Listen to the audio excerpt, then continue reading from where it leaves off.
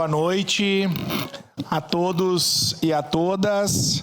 É um prazer recebê-los aqui na Casa do Povo. Eu sou o vereador Lucas Carenhato, presidente da Câmara Municipal de Vereadores. E antes de nós abrirmos o trabalho dessa reunião pública, temos um momento especial e bonito, que é uma apresentação do Serviço de Convivência Irmão Sol, em que a minha amiga Gabriela Duarte, assistente social, vai conduzir aqui a gurizada lá do Campos da Serra para iniciar os nossos trabalhos.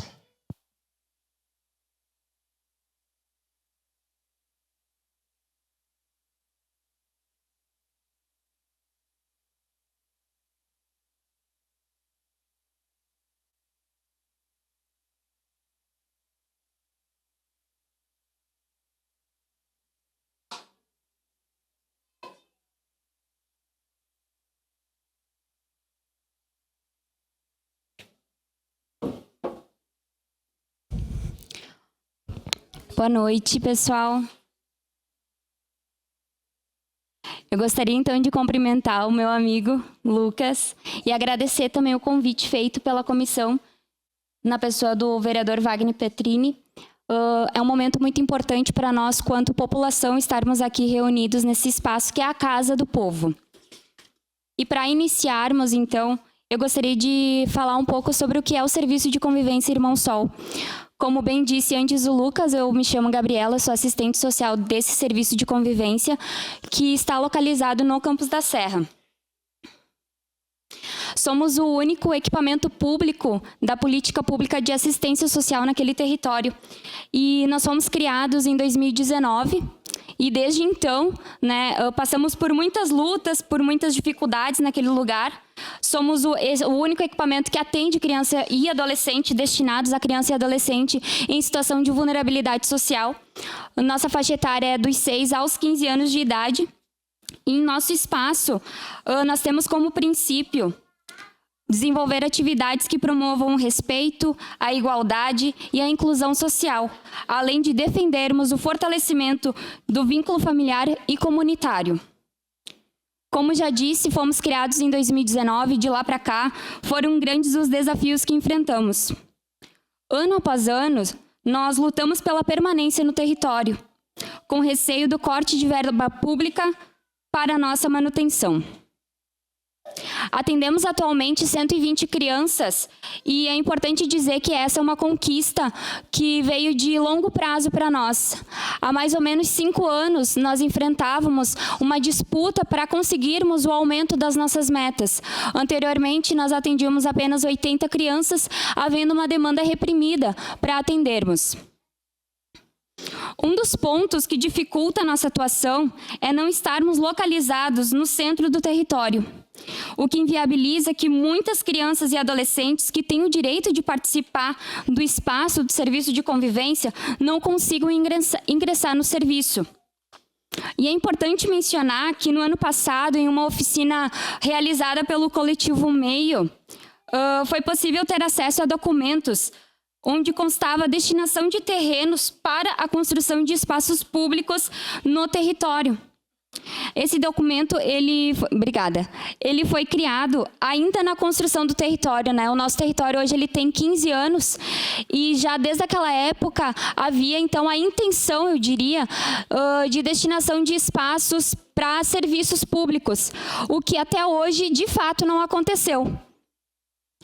A falta desses espaços públicos dificulta que o trabalho em rede ele seja de fato efetivado e que consigamos promover o acesso digno aos direitos sociais para as crianças, adolescentes e seus familiares. Além disso, estamos localizados distantes do centro da cidade. Nosso CRAS de referência, aqui eu cito a Crisiane, que está aqui presente, a coordenadora do nosso CRAS, gerente do nosso CRAS. Ele é o CRAS Centro, o que muitas vezes inviabiliza que os responsáveis consigam acessar aquele equipamento, porque muitos não dispõem de recurso financeiro para acessar o transporte público e comparecer nos atendimentos. Vale destacar que o território possui uma distância aproximada de 8 quilômetros da zona central do município. Contudo, esse espaço que é destinado a nós nessa noite emblemática, assim eu diria, é um espaço com uma grande oportunidade para darmos voz às nossas crianças e adolescentes através da construção dessa música que foi por eles elaborado em nosso serviço de convivência. Eles foram os verdadeiros protagonistas dessa construção. Todo esse processo de análise do território, leitura da realidade, construção da letra, fotos, gravação, tudo que vocês poderão prestigiar nessa noite, foi desenvolvido por eles, na ótica deles, com o protagonismo deles, para que isso fosse de fato viabilizado.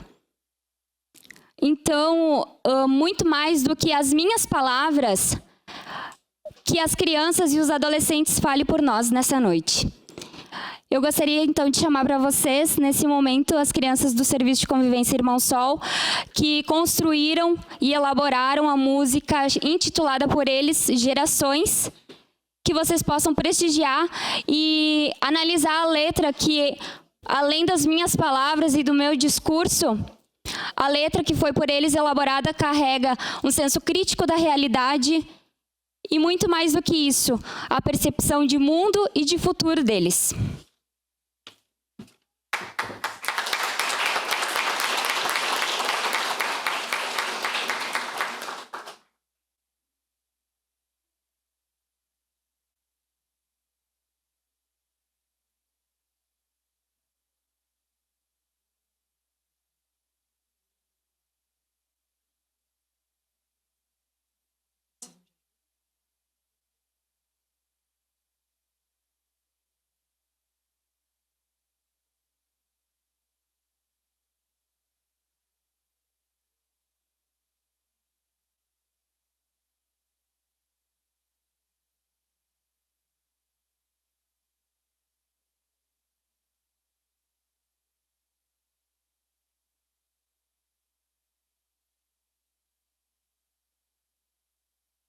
Ser regada, mesmo no meio de tanta... A periferia é uma flor que precisa ser regada, mesmo no meio de tanta dor. A semente precisa ser plantada. Campos da Serra, 2024. Aqui estou mais um dia, julgados, favelados, segregados, excluídos, sempre deixados de lado. Na fé que um dia os humilhados serão exaltados. Na rua, descalço, jogando bola. Mas como vai ser jogador sem campinho, incentivo nem escola? Quando entrei no projeto eu não entendia o que se planta, o que se colhe no dia a Campos dia. da Serra é difícil de viver. Falta educação, saúde, lazer, moradia, cultura, comida. Na periferia, mas eu preferia uma escola aqui na comunidade. Morar no condomínio às vezes parece castigo. Tenho medo da troca de tiro. Aqui no campus é maior conflito. No prédio é com o tiroteio. Prejuízo é de inocente confundido com Agora suspeito. para e pensa, o crime não compensa. Entrar nessa vida é tipo uma sentença. O fim é certo e sem escapatória. Entrar nessa vida não é motivo de vitória. Sou educado pela rua, vivendo na madruga, sempre na disciplina, aprendendo a cultura. Aqui no projeto construímos afeto, mesmo sendo discreta, que é certo pelo certo. Eu sou resistente, conheço muita gente. Eu vivo na periferia buscando melhorar meu dia. Vários achavam que eu estava derrotado, pois quem achou estava errado. A periferia resistiu, graças a Deus mais um dia fluiu. A periferia resistiu, graças a Deus mais um dia fluiu. Eu vou rimando aqui no projeto, no campus da Serra, sempre de braços abertos. Aprendi a perder e ganhar, mas na vida aprendi que vou ter que lutar. Minha mãe vou orgulhar, o mundo vou conquistar. Vários irmãos vai me ver na TV. Meu sonho é ser jogador de futebol, mas eu vou lembrar que joguei no campão. No Irmão Sol a gente brinca, a gente pula, a gente dança. É tão gostoso ser criança, não importa a cor, grana ou idade. O exercício aqui é liberdade. A realidade é dolorida, imagina que tristeza. Passar mais um dia sem comida na mesa. Respeito da comunidade, me faça eles de verdade. Sem arma nem droga, só amizade. Eu sou resistente, conheço muita gente. Eu vivo na periferia buscando melhorar meu dia. Vários achavam que eu estava derrotado, lado, pois quem achou estava errado. A periferia resistiu, graças a Deus mais um dia fluiu. A periferia resistiu, graças a Deus mais um dia fluiu. A periferia resistiu, graças a Deus mais um dia fluiu.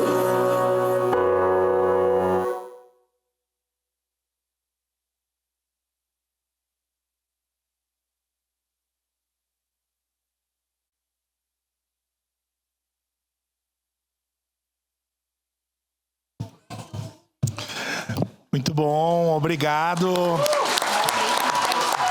Muito legal. Muito importante, Gabi, que bom te reencontrar. Muitas finais de tarde, noites lá na UX, né, da CRUM, que bom que você esteja em boas mãos da assistente social Gabriela Duarte.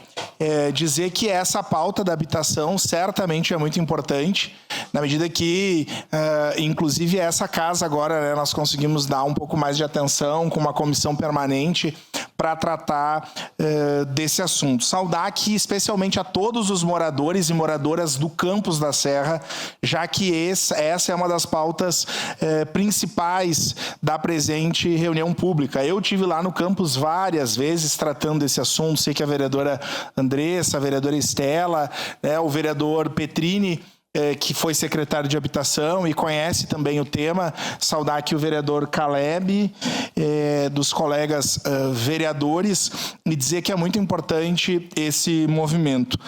Muita gente boa aqui, saudar a Crisiane, servidora pública da Fundação de Assistência Social, o secretário de Habitação, Jack, que logo a mesa vai ser composta, a Elis, minha amiga lá do Beltrão de Queiroz, filha da saudosa Betona. E quando a gente fala do tema habitação, muitas pessoas vêm, não necessariamente o foco aqui é Campos da Serra, mas são muitas demandas. O Jaquirana, meu amigo lá do Campos da Serra, enfim, né?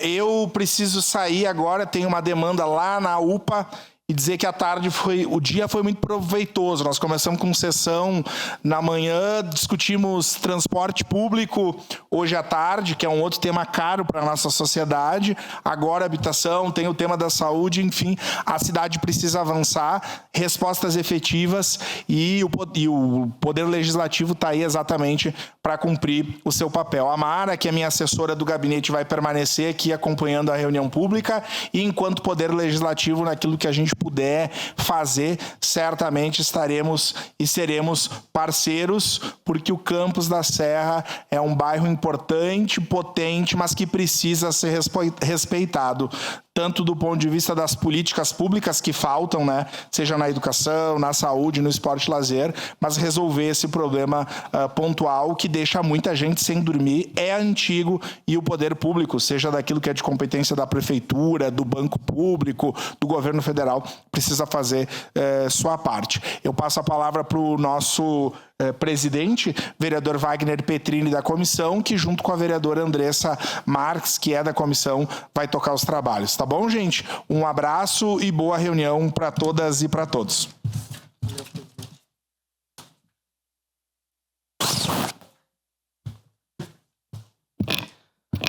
Então, boa noite a todas as senhoras, senhores. Obrigado, presidente, vereador Lucas Carenhato, pela abertura, sempre atento aos temas da cidade. Então, hoje a gente tem esta reunião pública promovida por esta comissão, Comissão de Desenvolvimento Urbano e Habitação, na qual eu sou presidente.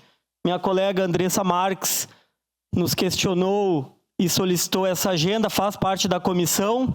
O vereador Caleb também faz parte da comissão.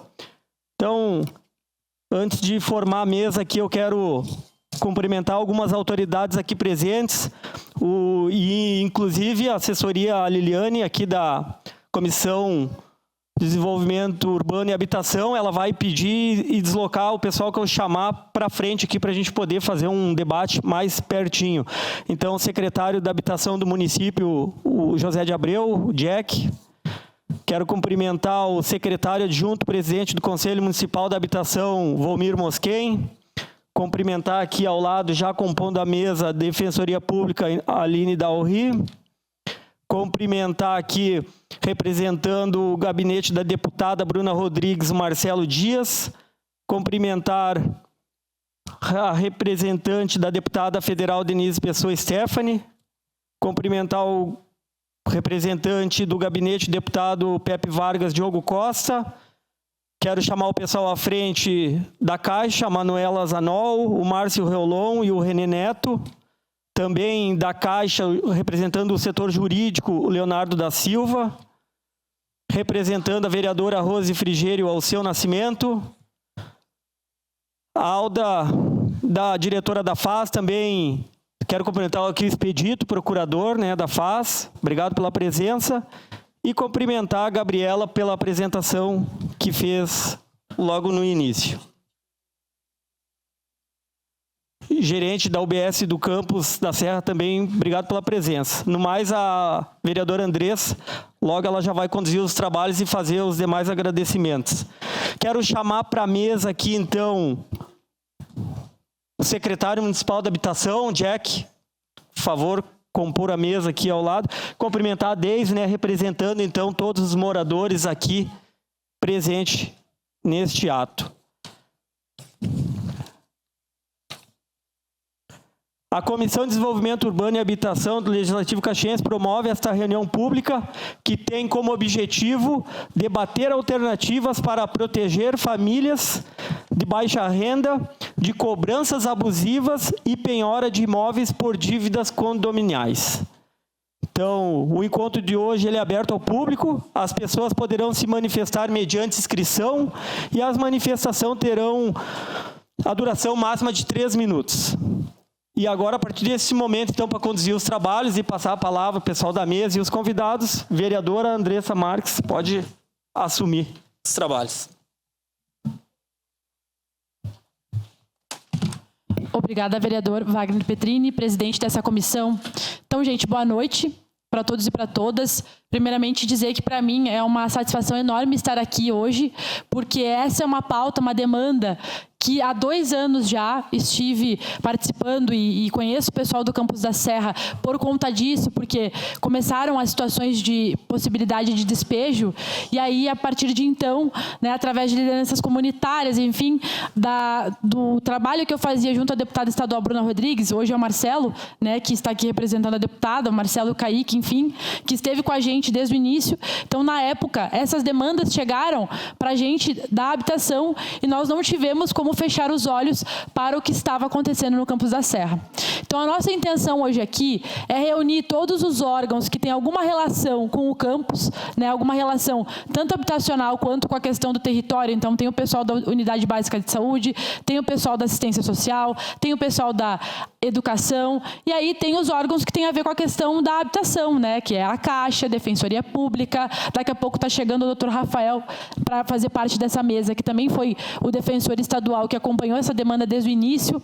E aí nós quisemos reunir todos esses órgãos junto dos moradores, Deise, e a Deise hoje é a pessoa que representa aqui a população que vai falar, mas eu peço também para os moradores que se sintam à vontade de falar sobre a situação de vocês e sobre o que vocês enxergam no Campus da Serra, porque de fato é uma questão grave. Então, para passar a palavra para os meus colegas aqui da mesa, e tem o José de Abreu que está representando aqui o Executivo, e disse para ele que era importantíssimo a Secretaria da Habitação estar aqui, porque nós sempre tivemos dificuldade de trazer o Executivo para poder trabalhar junto com a gente. Então, se agora nós temos os órgãos aqui que estão dispostos a olhar para o campus e fazer com que a gente pense em possibilidades, em alternativas para aquele território, porque, afinal de contas, foi uma demanda habitacional que ela foi respondida momentaneamente, então as pessoas tiveram acesso à moradia, acesso a apartamentos, mas hoje o que nós temos lá é uma bola de neve, porque nós temos a ausência de muitos serviços públicos, como disse aqui a Gabriela Duarte, né, do Serviço de Convivência e Fortalecimento de Vínculos. Então, a escola é uma demanda que o pessoal tem e vão falar aqui com certeza, né, a própria questão do transporte público, a questão de ter serviços básicos no território, não só públicos, como a questão de mercado, farmácia, enfim. O Campus da Serra carece de uma atenção. Nós temos, por exemplo, o CRA Centro, que faz o máximo para fazer o seu trabalho olhando para o Campus da Serra, mas o Campus da Serra precisaria já e teria capacidade para ter um CRAS próprio, Então, são debates que nós precisamos fazer, porque agora nós temos mais moradias que estão previstas para ir para lá, né, Jack? Mais 200 habitações, mais 200 casas, e aí se a gente não tem infraestrutura fica difícil. Mas eu vou pedir para que depois, quando a gente abrir a palavra, os órgãos que tiverem algo a contribuir e as famílias possam fazer as suas perguntas, possam colocar a sua situação para que o pessoal tenha noção do que está acontecendo. Então, de forma resumida, porque depois o Maurício e o Bolívar vão apresentar um pouco o trabalho que a gente fez até então no Campos da Serra. Hoje, o que mais nos preocupa no local é que existe uma possibilidade grande de muitas famílias perderem a sua moradia por conta das dívidas com o condomínio. E aí, são problemas com o síndico, com as empresas condominiais, dificuldade no financiamento dessas dívidas, no parcelamento dessas dívidas, a relação com os síndicos. Então, o modelo de moradia que foi colocado no Campos da Serra hoje está levando as pessoas a perderem seus apartamentos através dos leilões. De pessoas já perderam, nós temos a Cláudia aqui, que depois com certeza vai dividir a sua situação com a gente, que inclusive teve já a perda do seu apartamento, mas continua morando lá. E, em tese, ela teria que pagar aluguel para a pessoa aqui, para o advogado que comprou o apartamento, enfim, uma situação complicada, mas nós também temos diversas famílias que têm ocupação, que ocuparam, né, os apartamentos, nós temos diversos apartamentos vazios, inclusive, no local. Então, tem N situações que eu peço para o pessoal apresentar aqui para a gente depois, quando a gente abrir a palavra, para que os órgãos tenham noção do que está acontecendo lá e para que a gente possa tirar encaminhamentos depois e trabalhar em prol do Campos da Serra. Então, feita essa introdução, a mesa vai falar, depois os meninos, o Maurício e o Bolívar, vão apresentar brevemente o nosso trabalho no campus, e de pronto a gente já vai abrir, tanto para os demais órgãos, quanto para as pessoas que estão aqui acompanhando, os moradores, poderem falar e fazer os seus questionamentos. Então, eu já peço para que o pessoal vá se organizando, para que a gente possa discutir e tirar encaminhamentos aqui da nossa reunião pública. Então, de imediato, eu queria passar a palavra para ti, Jack, para te poder fazer um pronunciamento em nome do Executivo, e depois eu passo a palavra, então, para a nossa defensora e depois para a Deise. Pode ser assim? Fábio. Tá certo, então. Iniciamos. Por favor, Jack, 5 minutinhos no máximo, para depois a gente poder passar para os demais a palavra. Sou bem rápido. Vou ficar em pé. Então, primeiro, boa noite, presidente Wagner. Boa noite, vereadora. Parabéns pela iniciativa. Para a gente da Secretaria de Habitação é muito importante a gente estar aqui vivendo esse momento hoje com vocês, né? Então, a gente, enquanto secretaria, né, meu secretário adjunto está ali com a gente, acompanhando, então, fazer uma saudação para ti também. Quero saudar todos que vieram aqui, que saíram de casa, né, que estão aqui para tentar resolver esse problema. A gente conhece muito bem o problema do Campos da Serra, a gente acompanha isso desde sempre, né? Desde antes da gente estar na secretaria, a gente já vem acompanhando essa questão do Campos da Serra. A gente sabe da dificuldade que é lá e a gente junto tem que encontrar uma saída para tudo isso. A gente sabe que não é fácil, a gente vem pensando enquanto secretaria, vendo o que fazer, mas a gente sabe também que não depende só da secretaria. Então, é muito importante essa parceria aqui, muito importante essa conversa, e a gente está aqui para ouvir vocês, né, e esclarecer e tirar todas as dúvidas que tiver enquanto Secretaria de Habitação. Aqui, vereadora, a gente está aqui para esclarecer todas as dúvidas, tá bom, gente? Muito obrigado pela oportunidade de estar aqui, conto sempre com a Secretaria de Habitação aí, tá bom? Obrigada, secretário José de Abreu. Eu já passo a palavra, então, para a nossa defensora que está aqui presente, Aline Dalri, da Defensora Pública Municipal.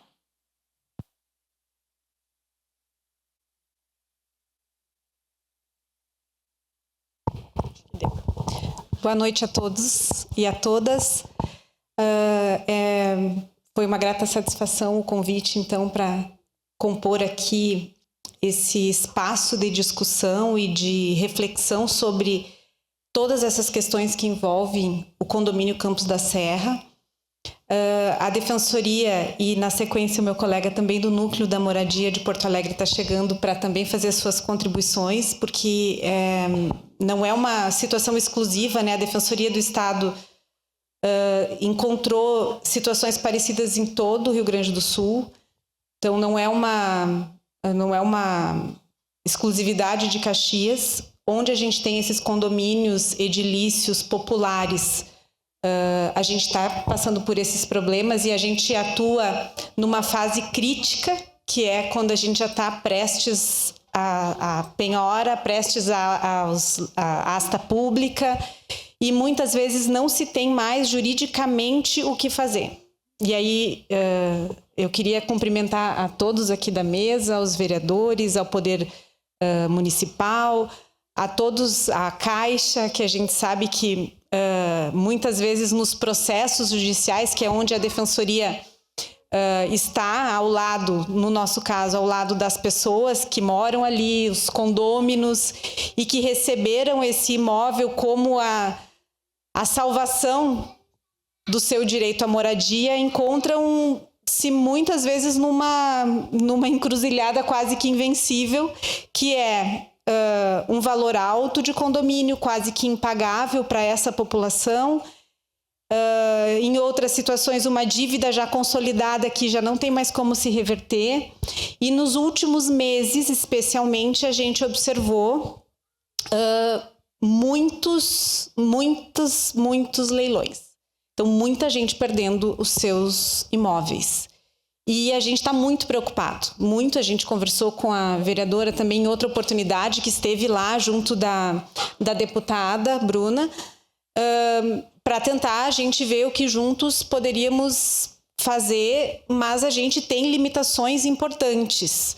Depois o meu colega vai trazer algumas alternativas que estão sendo trabalhadas pela Defensoria já, mas a gente ainda, infelizmente, essa semana eu tive que dar notícias de que o imóvel da pessoa não tem mais como ser recuperado dentro do processo. E isso é muito triste, porque a gente sabe que o fundamento desse projeto habitacional é oferecer moradia para as pessoas. E as pessoas perderam grande parte desses imóveis das últimas semanas, são imóveis que têm o incentivo do FAR. Então, e muito rápido. Muito rápido, o pedido foi muito rápido, o leilão foi marcado muito rápido, e aqui eu vou usar o termo leilão porque eu sei que é mais fácil para todo mundo entender do que a gente está falando. A gente tem a praça e o leilão, mas aqui a gente vai usar o termo leilão para ficar mais fácil de todo mundo entender, e foi muito rápido. Então a gente, enquanto instituição que defende os interesses das pessoas hipossuficientes, das pessoas que não têm condições de fazer frente nem à dívida, nem a segurar todo esse processo, a gente está realmente muito preocupado. Então, é com muita satisfação que a gente está aqui, enquanto Defensoria Pública do Estado, para tentar conversar, ver o que é possível. Nos últimos, conforme eu conversava nos bastidores, a gente fez em todos os processos, nos últimos meses, pediu a intimação do município. Tá? Eu não sei se já chegou, eu não recebi ainda intimação de nenhum processo para saber se o município efetivamente foi intimado para se manifestar, mas a gente pediu, instou que o município se manifeste nos processos justamente para que ele diga, considerando que é um projeto para moradia, que esses imóveis chegaram até as mãos das pessoas como o acesso do direito à moradia e agora ele foi leiloado e a pessoa perdeu. Então, a gente não recebeu ainda nenhum retorno para saber se os juízes deferiram esse pedido de intimação do município, né? Mas a gente fez em todos os processos, mesmo naqueles que ainda não tem leilão marcado, naqueles que... Tudo que eu recebi do Campos da Serra, a gente tem protocolado uma petição pedindo para que o município tome ciência do que está acontecendo, do número de processos que estão nesse mesmo toar. Então, muito obrigada a toda a comissão aí pelo convite e a gente, enquanto Defensoria, está à disposição. Obrigada.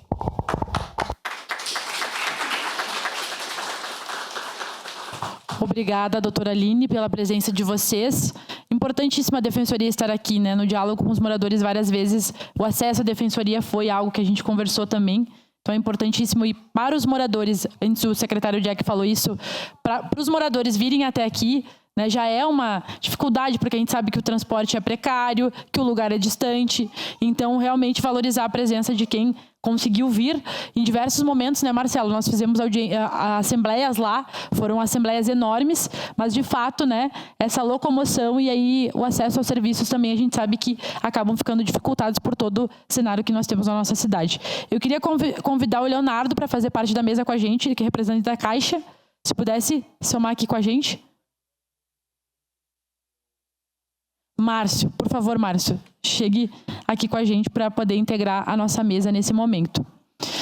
Eu queria passar a palavra de imediato, antes de passar para o Márcio, para Deise poder fazer uma fala representando os moradores, apresentando um pouco a situação dela e o panorama geral para que a gente pudesse depois se basear na nossa discussão. Pode ser, Deise?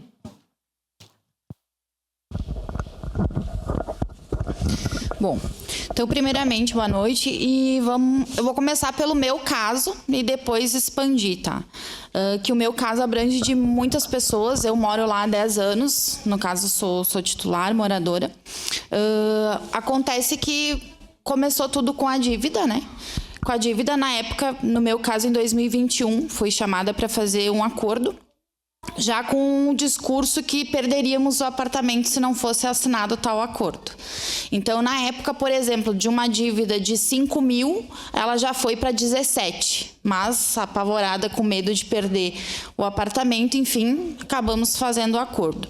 Foi pago ali um período e tudo, depois, por problema maior, eu tive que sair de Caxias, fiquei um período fora, esse tempo ficou atrasado de novo, e quando eu voltei, fui ver como é que estava a situação, enfim, para tentar organizar, e mais 2 anos e meio, a dívida está em 38 mil. Então, hoje, porque o acordo não foi cumprido. Então, hoje, na situação hoje, a gente chega para tentar fazer um acordo. Eles pedem um valor para judicial, né? Para advocatícios, e esse valor ele é estrondoso, assim, tipo, pra gente que, salientando que ali a gente é um condomínio de baixa renda, né? Então, hoje eles pedem 3, 5 mil, 1.500, a partir de R$1.500, enfim, para te dar de entrada, né? Deise, se tu puder falar só que é dívida do quê, no caso de condomínio, e com quem que tu trata essas questões de parcelamento? Sim. O condomínio hoje, no caso, a gente tem a Prolar, que ela seria administradora, porém, quando a gente solicita para fazer o acordo ou algo assim, eles mandam para o Isidoro, para a advocatícia do Isidoro, né? Então, aí eles dizem que tem esse valor ali para ser pago, e, enfim, não tem como. Então, por exemplo, assim, hoje eu calculando por cima, assim, hoje de uma dívida que eu deveria, vamos pôr, em torno de 9 a 10 mil, um exemplo, que seria o valor real. Em 38 mil, não tem como. E isso é a grande dificuldade que não só eu, mas a grande maioria que tem dívida, é essa a questão que acontece, né? Essa questão tanto dessa entrada ser absurda e fora os juros, que claro que foram em decorrer de tempo, foi um período, tudo isso a gente entende, que tem multa, enfim, mas é um valor extremamente alto, né? Então, essa é uma das questões. A gente teve reunião o ano passado, quando a gente começou daí aqui, que a gente foi um pouco antes de nós ir para Porto Alegre, a gente teve uma reunião lá, que foi bem assim, chocante, inclusive, assim, a gente ouviu do síndico. Eu perguntei para ele, eu disse, olha, tem como a gente fazer um acordo, sei lá, tirar os juros, fazer alguma coisa. Aí o que ele me respondeu, a gente não abre mão da parte advocatícia, dessa parte tem que dar essa entrada, porque essa parte é do Isidoro, do advogado, então essa entrada tem que dar, porque nem é a dívida, né? E aí, a partir daí, vai os juros e multa e tudo, enfim, em cima. Daí ele me questionou assim, aí, no caso, o meu caso, ele está em processo, o meu apartamento, ele está em processo. Aí eu disse pra ele, não, a gente fazer um acordo, eu tenho filho, eu sou sozinha, enfim, aquela função toda. E aí ele me disse assim, é a mesma coisa que eu perguntar aqui pro pessoal do condomínio, o pessoal que estava ali em reunião, né, tem várias pessoas que estavam no momento lá, que estão aqui hoje. Ele disse assim, quem é que vai querer receber uma dívida parcelada se daqui a pouco sai o leilão e a gente vai receber à vista esse valor? Eu disse, então, isso eu achei bem absurdo, assim, acho que a falta de empatia com a situação das pessoas, né? Enfim, essa é uma parte que aconteceu. E questionei ele também como que funcionava essa questão, se realmente fosse leilão. Ele disse, vai chegar ali um carro com alguém da prefeitura, com a pessoa que vai te trazer a notificação, o síndico e a polícia, e tu tem que sair. Eu disse, depois também eu soube que isso não é bem assim, né, que tu tem prazo, enfim, para sair. Não, mas ele disse que era assim, e infelizmente a gente já viu acontecer em alguns lugares isso ali, porque agora a defensora falou que, da Defensoria Pública falou que não houve ainda no Campos da Serra, porém já houve vários que foram retirados, né, apesar de não ser diretamente passado por juízo, porque ali eles fizeram muitos, a gente sabe que fizeram muitos leilões ilegais, que eles fizeram leilões ali e simplesmente venderam o apartamento das pessoas, chegaram lá, a pessoa tinha que sair. Como a gente, de certa forma, é meio leigo, a gente não tem noção exatamente como funciona, tu acaba saindo, e, né, sair uma família inteira com filhos, enfim, é uma situação bem complicada.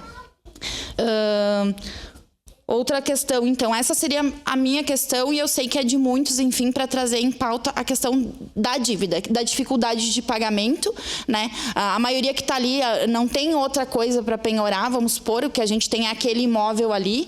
Hoje a gente, no caso, fez a transferência, a gente tem esse imóvel hoje no nosso nome, que não tinha também, né? Que foi liberado ali no início do ano, então é nosso, e é o que a gente tem, né? E eu tenho para mim, e isso é uma coisa minha, tá? Eu, Deise, falando. Eu tenho para mim que ele chega nesse valor tão estrondoso, porque a gente sabe que para ir a leilão, enfim, tu tem que ter um percentual para chegar para eles, no caso, fazerem esse leilão e pegarem o valor da dívida, né? E eu acredito que seja por isso que seja tão elevado, porque não tem explicação, né? E eles não quererem um acordo. Então, essa é a questão da dívida. Outra coisa que a gente tem ali bastante também, em questão de representar o pessoal, é a questão dos invadidos. Então, hoje a gente tem bastante pessoas que, né, pessoal que foi embora, enfim, e teve os apartamentos ali invadidos. Só que um detalhe, claro que a gente sabe que tem invasões ali que é complicado, mas a maioria são famílias. A maioria são famílias que muitas vezes não tinham para onde ir, enfim, e foram morar ali. Hoje eles não conseguem pagar o condomínio porque não está no nome deles, tem muitas coisas que eles não conseguem fazer porque não está no nome deles, né? Mas é a família inteira que está ali, né? O que eu penso? Até a gente falou isso quando a gente foi para Porto Alegre, teve casos, enfim, de Santa Catarina, foi Santa Catarina, né? Que deu certo, enfim, lá. Uma questão de revisão. Quando a gente entra ali, por exemplo, eu sou titular do meu apartamento. Na época, quando a gente saiu, os editais, saiu, por exemplo, que tinha os suplentes, né, que ficavam para depois, enfim, se algum não, seriam esses sublocados para lá. Coisa que nunca aconteceu, porque quando saía o pessoal, em vez de então chamar essa galera que está na fila, porque a gente sabe que eu consegui, graças a Deus, mas tem muita gente que estava ali na fila, que inclusive eram suplentes, não foram chamados, né. Eu acho que hoje era muito importante fosse feito uma questão bem assim forte ali de, por exemplo, assim, fazer uma avaliação, ver essas pessoas que estão ali, essas pessoas que invadiram ali, eles terem voz, eles fazerem uma análise se eles estão no perfil, inclusive para ganhar o apartamento que foi feito lá atrás, ou mesmo hoje está saindo as casas lá, coisa que eu vou ser bem sincera, hoje eu acho um absurdo quererem colocar mais 240 famílias lá, não porque as pessoas não têm direito também, não, mas pela nossa infraestrutura. Hoje a gente tem uma escolinha que é lotada, que demorou, eu moro há 10 anos lá, faz o quê? 2 anos que tem, acho, a escolinha. Eu, na verdade, fiquei 3 anos fora, então faz 1 ano que eu voltei. E, se eu não me engano, foi 1 ano antes que foi liberada. Então, 8 anos para fazerem uma escolinha é bastante tempo, né? E hoje ela já é superlotada. Como é que vai botar os filhos dessa galera que vai para lá? A escola, faz 10 anos que eu moro lá, fora o tempo que já existia, que está 14, 15 anos lá. Não tem uma escola. Agora diz que vai sair, mas, tipo, a infraestrutura ali é muito precária para isso, né? E também tem a questão dos que compraram, né? Tem muitas pessoas que, no início lá, quando eu fui lá, eu achava um absurdo, porque eu disse, eu jamais venderia o meu imóvel, por exemplo, ele é 120 mil, eu jamais venderia. Na época tiveram apartamentos vendidos por 10, 20, no máximo 50 mil, mas não é nem essa questão, mas digo, o pessoal comprou, né, comprou para estar ali e hoje tem que sair, porque não é deles, era daquela pessoa que estava lá e aquela pessoa também não perdeu o direito, porque saiu. Então, eu acho que tem que fazer muito uma avaliação de quem está ali, sabe? Tem apartamentos hoje, por exemplo, no meu condomínio, tem apartamentos que que estão vazios. Poucos, mas tem apartamentos vazios. Mas o pessoal que está lá, eu acho que tinha que fazer muito uma análise disso. Do pessoal que está ali, ver quem são essas famílias, ver se elas realmente precisam, ver, né, essa questão para tentar daqui a pouco legalmente recolocar elas ali mesmo onde elas estão, ou ver um lugar para elas. Mas eu acredito que se elas já estão instaladas e tudo, e não foi feita essa sublocação lá há 8 anos atrás, vamos dizer assim, porque teve gente que nem morou lá, mas vamos supor, né, que liberou depois de 1 ano, enfim. Isso.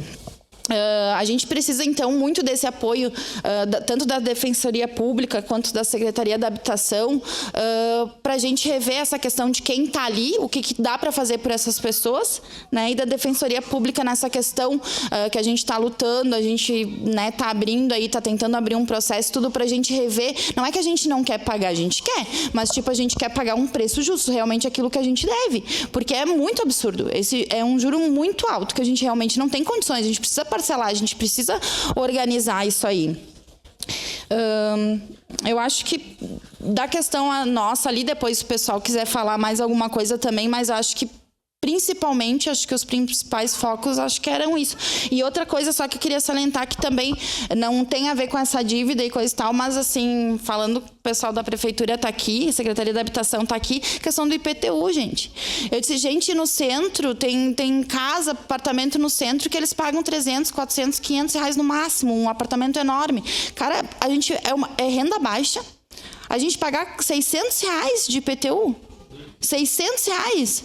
É um absurdo para um apartamento que, se tu for ver, é pequeno, se tu for ver, é por metro quadrado. Então, gente, é um absurdo. É um absurdo isso. Tu pagar 600 reais no IPTU, não tem. Eu falo assim, eu tenho família que mora em Caxias, mora lá no bairro, tem 5 casas, eles se dividem, tipo, e no caso o valor integral, aquele terreno inteiro, com 5 casas em cima, dá 400 reais. E daí nós, um apartamento na renda baixa, dá 600 reais.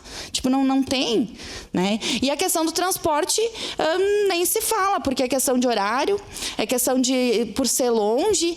Enfim, eu sei que vocês já tiveram reunião, né, Andressa, esses dias sobre isso, que é outra questão que o pessoal reclama bastante, né? Então, é um monte de coisinhas, né? Que eu acho que a gente foi meio que assim, ó. O meu irmão é Uber e ele brinca, mas ele vai lá pro Campos da Guerra, sabe? Tipo assim, é um povo desleixado, tipo assim, foi deixado de lado, tipo, sabe? Fiquem lá porque é um povo assim que ninguém tá nem aí, sabe? Então a gente tá meio que pedindo socorro, assim, a gente precisa de ajuda, a gente precisa que nos apoiem, né? Para as coisas acontecerem, porque assim, a maioria das pessoas que trabalham ali são trabalhadoras, né? Tem gente, tem até no centro, gente. Então, não é a questão do bairro. Só que eu acho que essa questão hoje, a Gabi, a minha filha faz parte do projeto, a gente sabe quantas crianças que fazem parte também, é muito importante. Então, eles terem, por exemplo, hoje eu vendo ela falando, eles terem um espaço, que tivesse uma sala para eles lá, um local, né, junto à escola, do lado, que fizessem, né, ou mesmo até um ponto da FAS junto, né, para atender o pessoal de lá, porque assim é bem complicado. Tipo, eu já vi pessoas ali que precisam de uma cesta básica, alguma coisa, mas não tem como ir lá buscar no centro. No CRAS, na FAS, não tem. Então, assim, é bem complicado, sabe? Eu acho que tinha que ter um pouquinho menos de descaso, assim, com nós. Eu acho que era isso.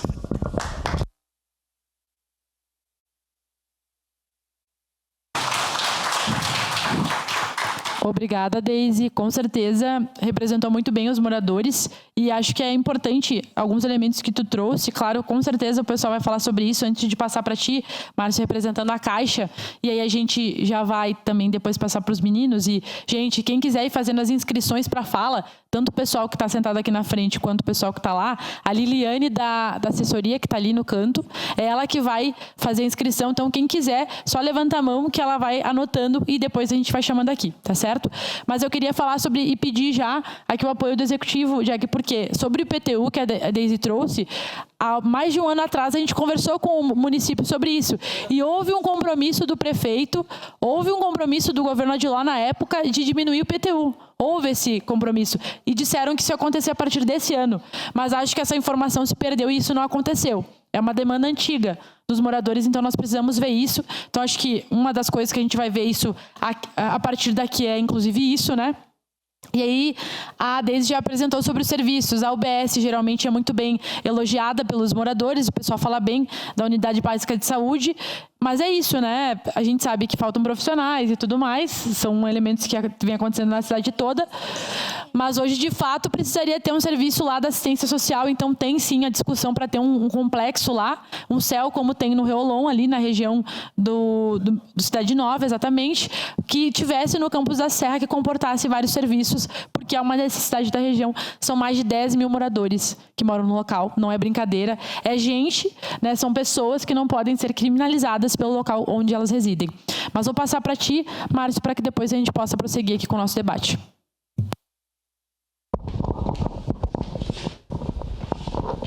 Primeiramente, boa noite, representantes do Legislativo, Executivo, dos moradores, da Defensoria, demais autoridades, senhoras e senhores.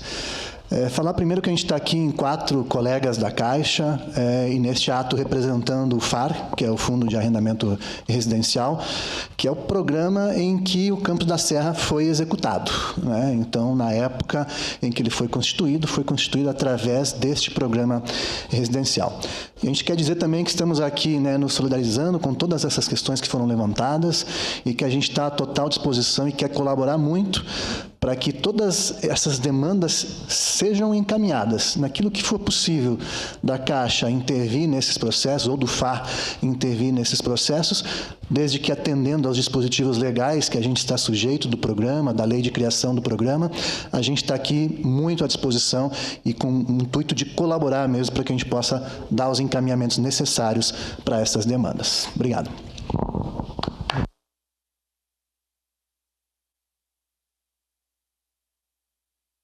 Obrigada, Márcio, pela presença de vocês também. Para a gente é extremamente importante poder ter todos os órgãos aqui que, de certa forma, afetam ali, né, e influenciam e estão presentes, né, na vida do Campus da Serra. Vou passar a palavra para o Maurício e para o Bolívar para brevemente apresentarem um panorama geral para que depois a gente possa passar para as inscrições.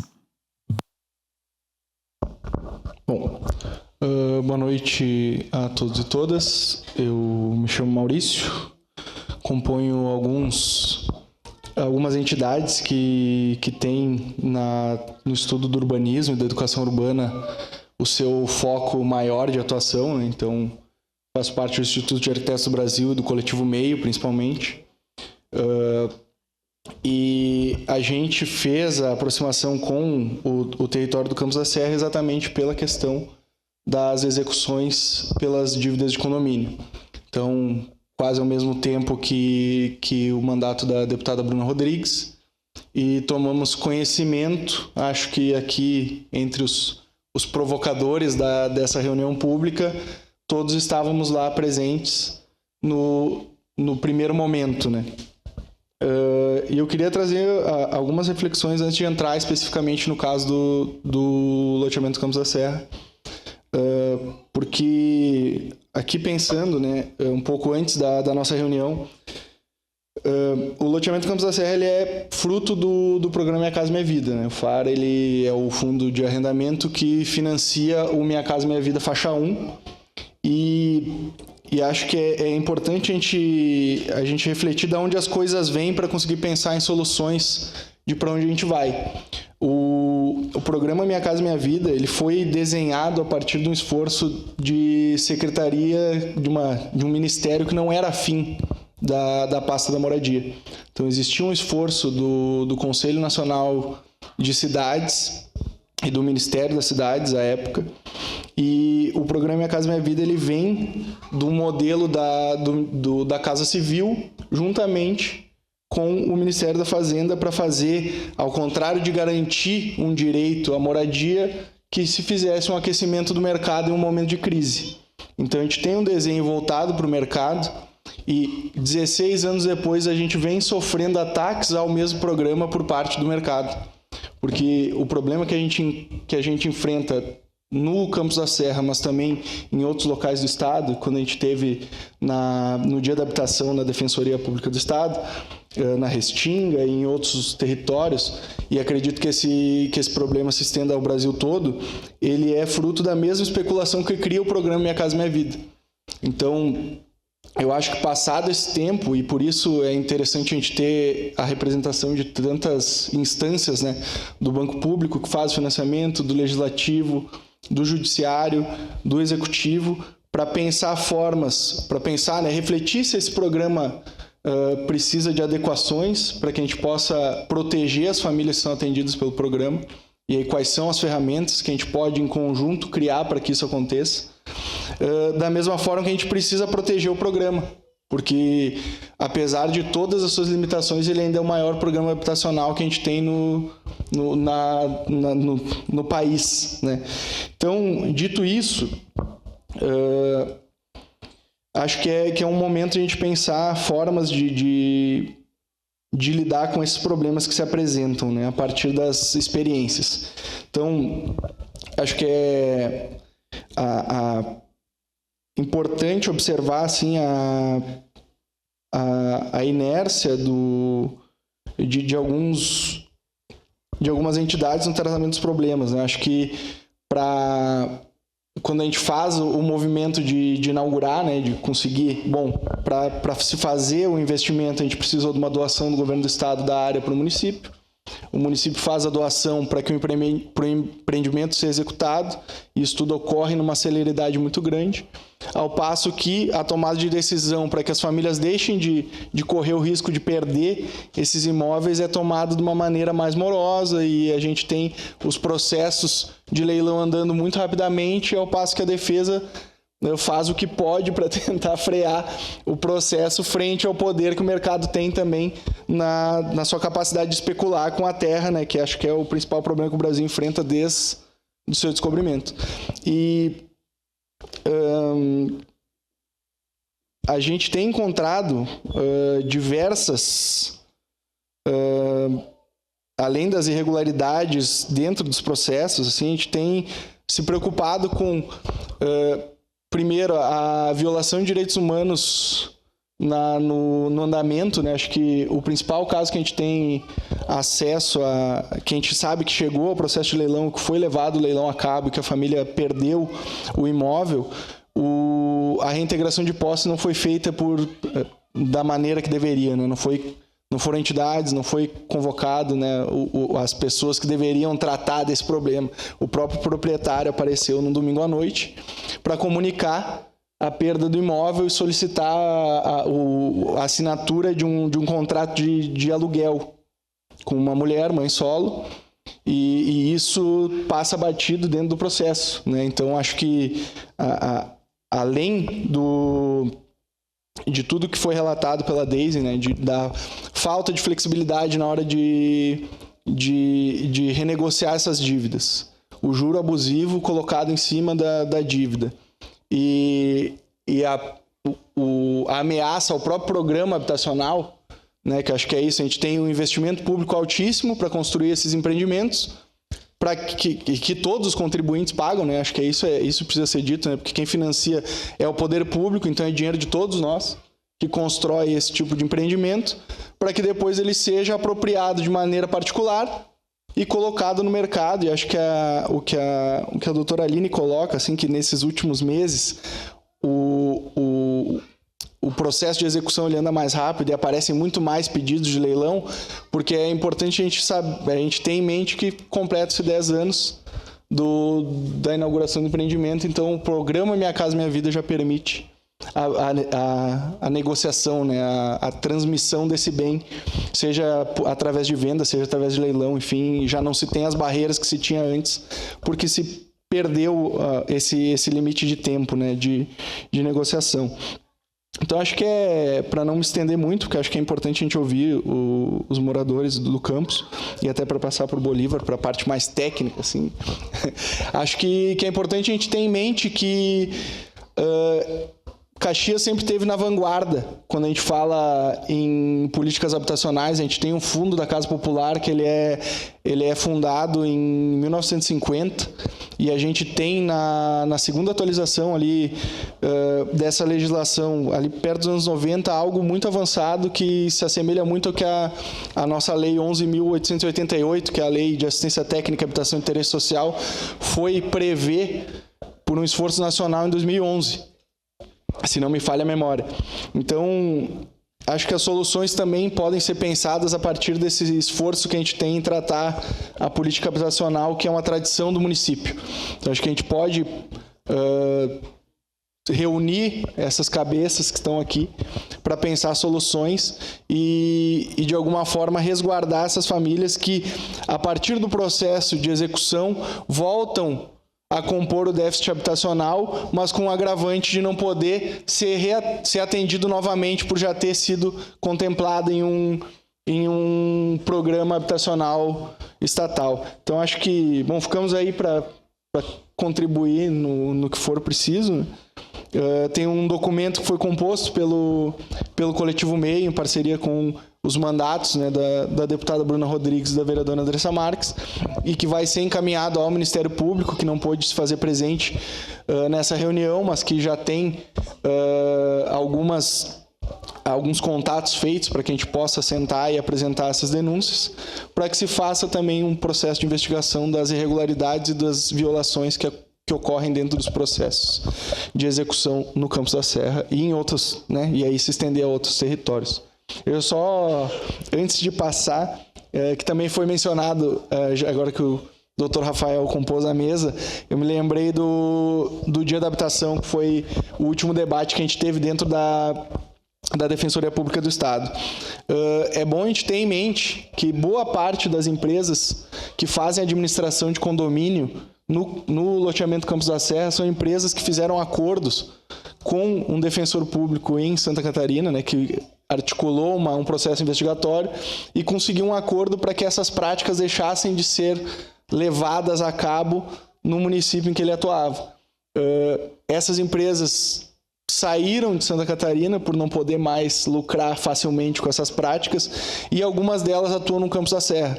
Então é uma prática que vai se transferindo, né? Acho que a principal empresa que gerencia a maior parte dos condomínios é uma empresa de Santa Catarina que fez esse acordo para parar as práticas lá, mas que veio para cá e ainda modernizou a sua prática, né? Porque antes era ela que entrava com o processo, hoje em dia é o condomínio que entra com o processo. Então, para dificultar ainda mais a ação da defensoria na salvaguarda dos moradores.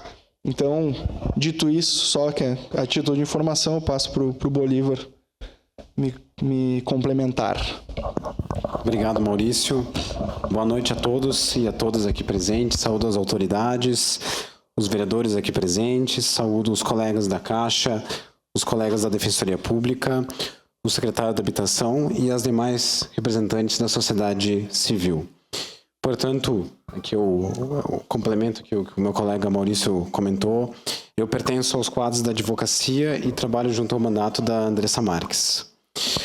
Portanto, ao lado do Maurício, eu recebi, a partir dele, por intermédio dele, várias pessoas que tiveram processos de execução e, mais tecnicamente, ações monitórias, em que essas ações consistiam basicamente em, se você não pagar, uma súmula do STJ que fala que o próprio bem ele pode ser usado para quitar essa dívida. Em que pese a dívida seja pequena, o imóvel é maior, ele ainda assim pode ser usado, e aí nós temos um problema, e a via judicial é uma via muito estreita para a gente conseguir resolver essa situação. Então, eu acabo lendo a situação e vendo, e nós construímos juntos o documento que o Maurício comentou, e nos coloca numa situação em que nós temos que olhar de maneira macro o problema que nós estamos inseridos, né?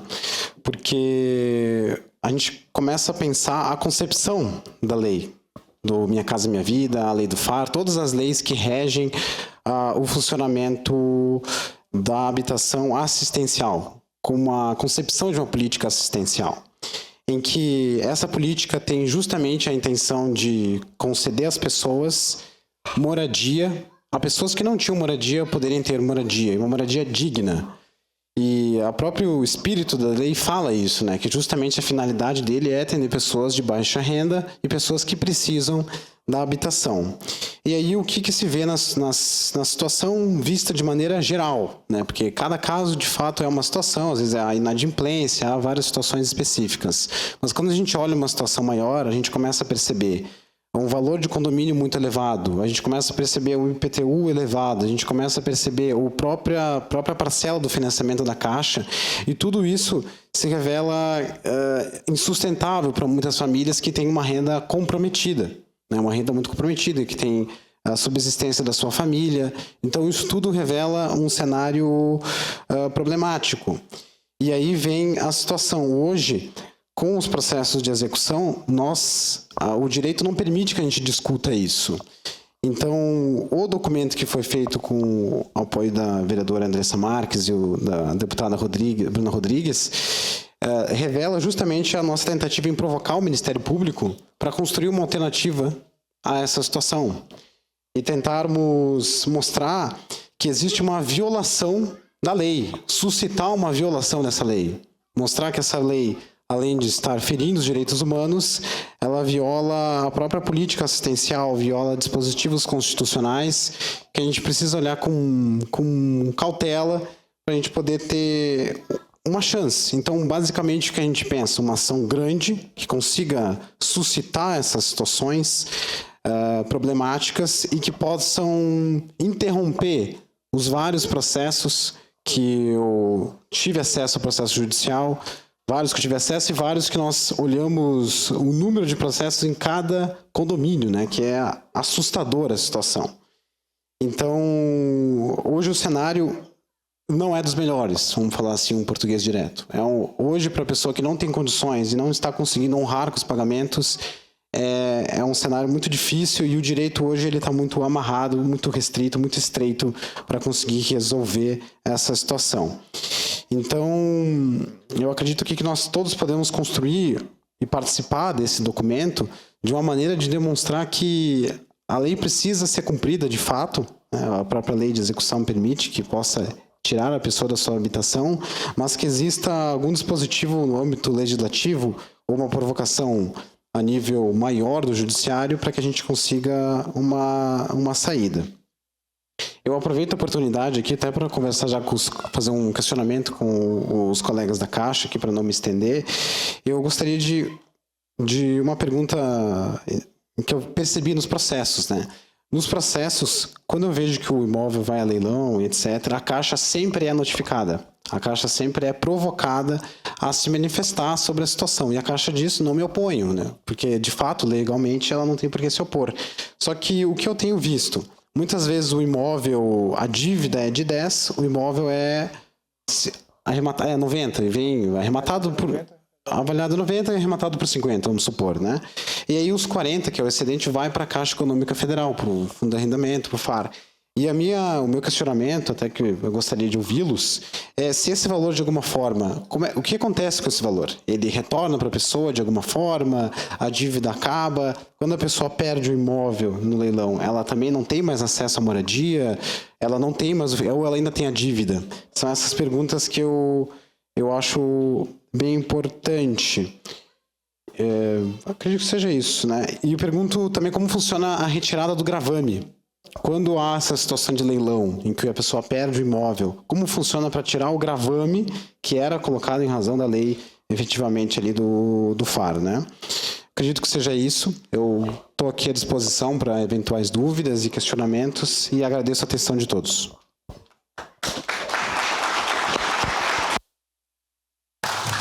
Obrigada, Maurício Bolívar, pela explanação.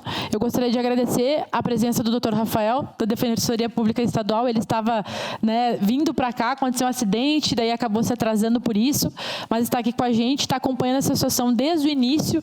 Dr. Rafael esteve com a gente lá no Campos da Serra. Muitas pessoas que estão aqui lembram dele, lá no Salão da Igreja, conversando, ouvindo os moradores e pensando em alternativas. Depois eu vou passar a palavra para ele. A gente vai escutar 3 moradores inscritos, certo? Depois eu passo para o Dr. Rafael e a gente segue com as inscrições. Aí, gente, eu vou ler quem se inscreveu e que se mais alguém quiser falar, fala com a Liliane para a gente poder ir depois encerrando as inscrições e fazendo os encaminhamentos, certo? Mas os inscritos que eu tenho aqui são Ritiele, Everton Jesus, Larissa, Rafaela, Gisela, Jacira, Daniela e Marcelo Dias e Virgínia. Se tiver mais alguém, só contatar. E agora eu tenho aqui a inscrição da Valéria Moraes. Beleza. Então, eu gostaria de chamar a primeira inscrita, Ritiele, por favor, aqui no microfone da frente. Aí 3 minutinhos para a gente poder ir passando a palavra, tá bom, Ritiele? Pode ir.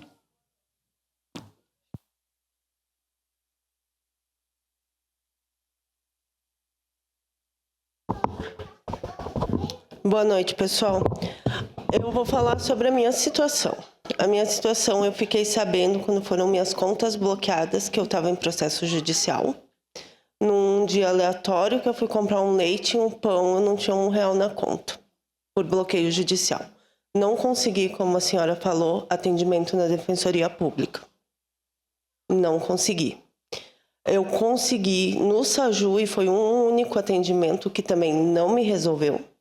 Depois, indo atrás e sabendo que estava prestes a sair o leilão, eu fiz um empréstimo da onde eu tirei R$5.000 para dar a entrada do advogado. E hoje eu pago R$300 em 50 vezes do parcelamento, mais R$300 do condomínio. Somando 1.600, o que eu tenho de salário hoje, se eu fosse só depender do meu salário de mercado, que já é um trabalho de domingo a domingo, bem dizer, seriam 1.800. Essa é a minha situação hoje. Ritiele, eu só gostaria que tu falasse, tu falou da defensoria, tu não conseguiu, o que te disseram quando tu foi até lá? Quando eu fui, primeiro eles me pediram as documentação, eu levei as documentação, eles me disseram que faltava documentações. Levei mais documentações e acabei desistindo. Tá certo, obrigada. Pessoal, todos os questionamentos vão ser respondidos no final, beleza? Para a gente poder ouvir as pessoas inscritas. O próximo inscrito, então, é o Everton. Depois a Larissa.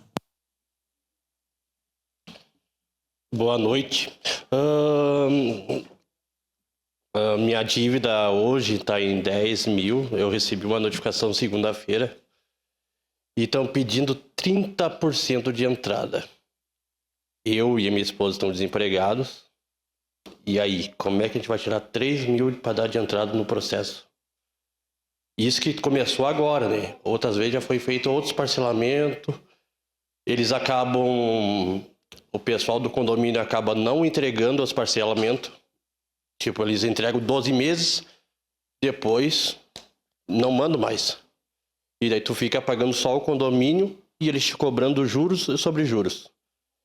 Hoje, o meu caso ainda está em 10 mil. Mas antes já foi 22. Já foi reduzindo.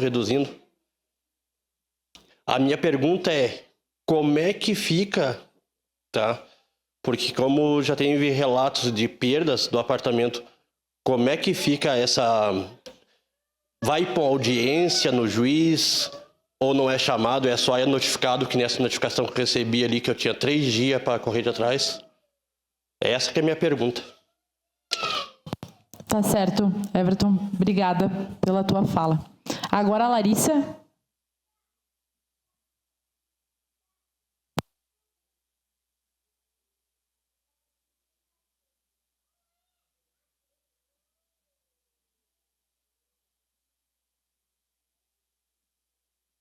Tudo bem. Eu fui orientada pela habitação e na defensoria sobre a minha situação, que é um apartamento irregular, mas eu pago aluguel.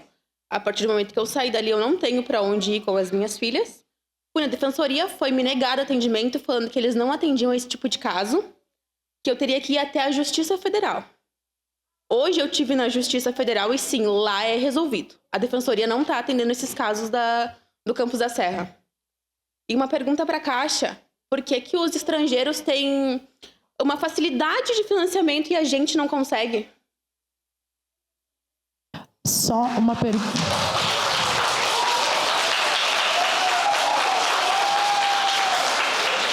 Larissa, só uma pergunta. Tu comentou que foi na Justiça Federal. Na Justiça Federal. Tu foi atendida por quem lá? Pelo Cláudio. Foi por advogado? Ainda não, o advogado vai me atender amanhã. Tá certo, obrigada, só para a gente poder depois discutir sobre isso aqui, tá certo? Muito obrigada, depois a gente conversa melhor também sobre isso. Agora eu vou passar para o doutor Rafael poder fazer uma explanação aqui sobre alguns elementos que a gente veio construindo, depois vai ser a Rafaela.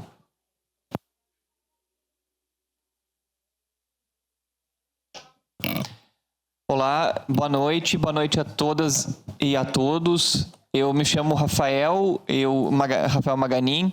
Eu estou como dirigente do Núcleo de Defesa Agrária e da Moradia na Defensoria Pública do Rio Grande do Sul, assim como a situação, a realidade aqui dos moradores, das moradoras do Campos da Serra. Eu também já venho acompanhando a situação de outros condomínios, diversos deles, condomínios em Porto Alegre, na região metropolitana, no interior, em cidades grandes como aqui.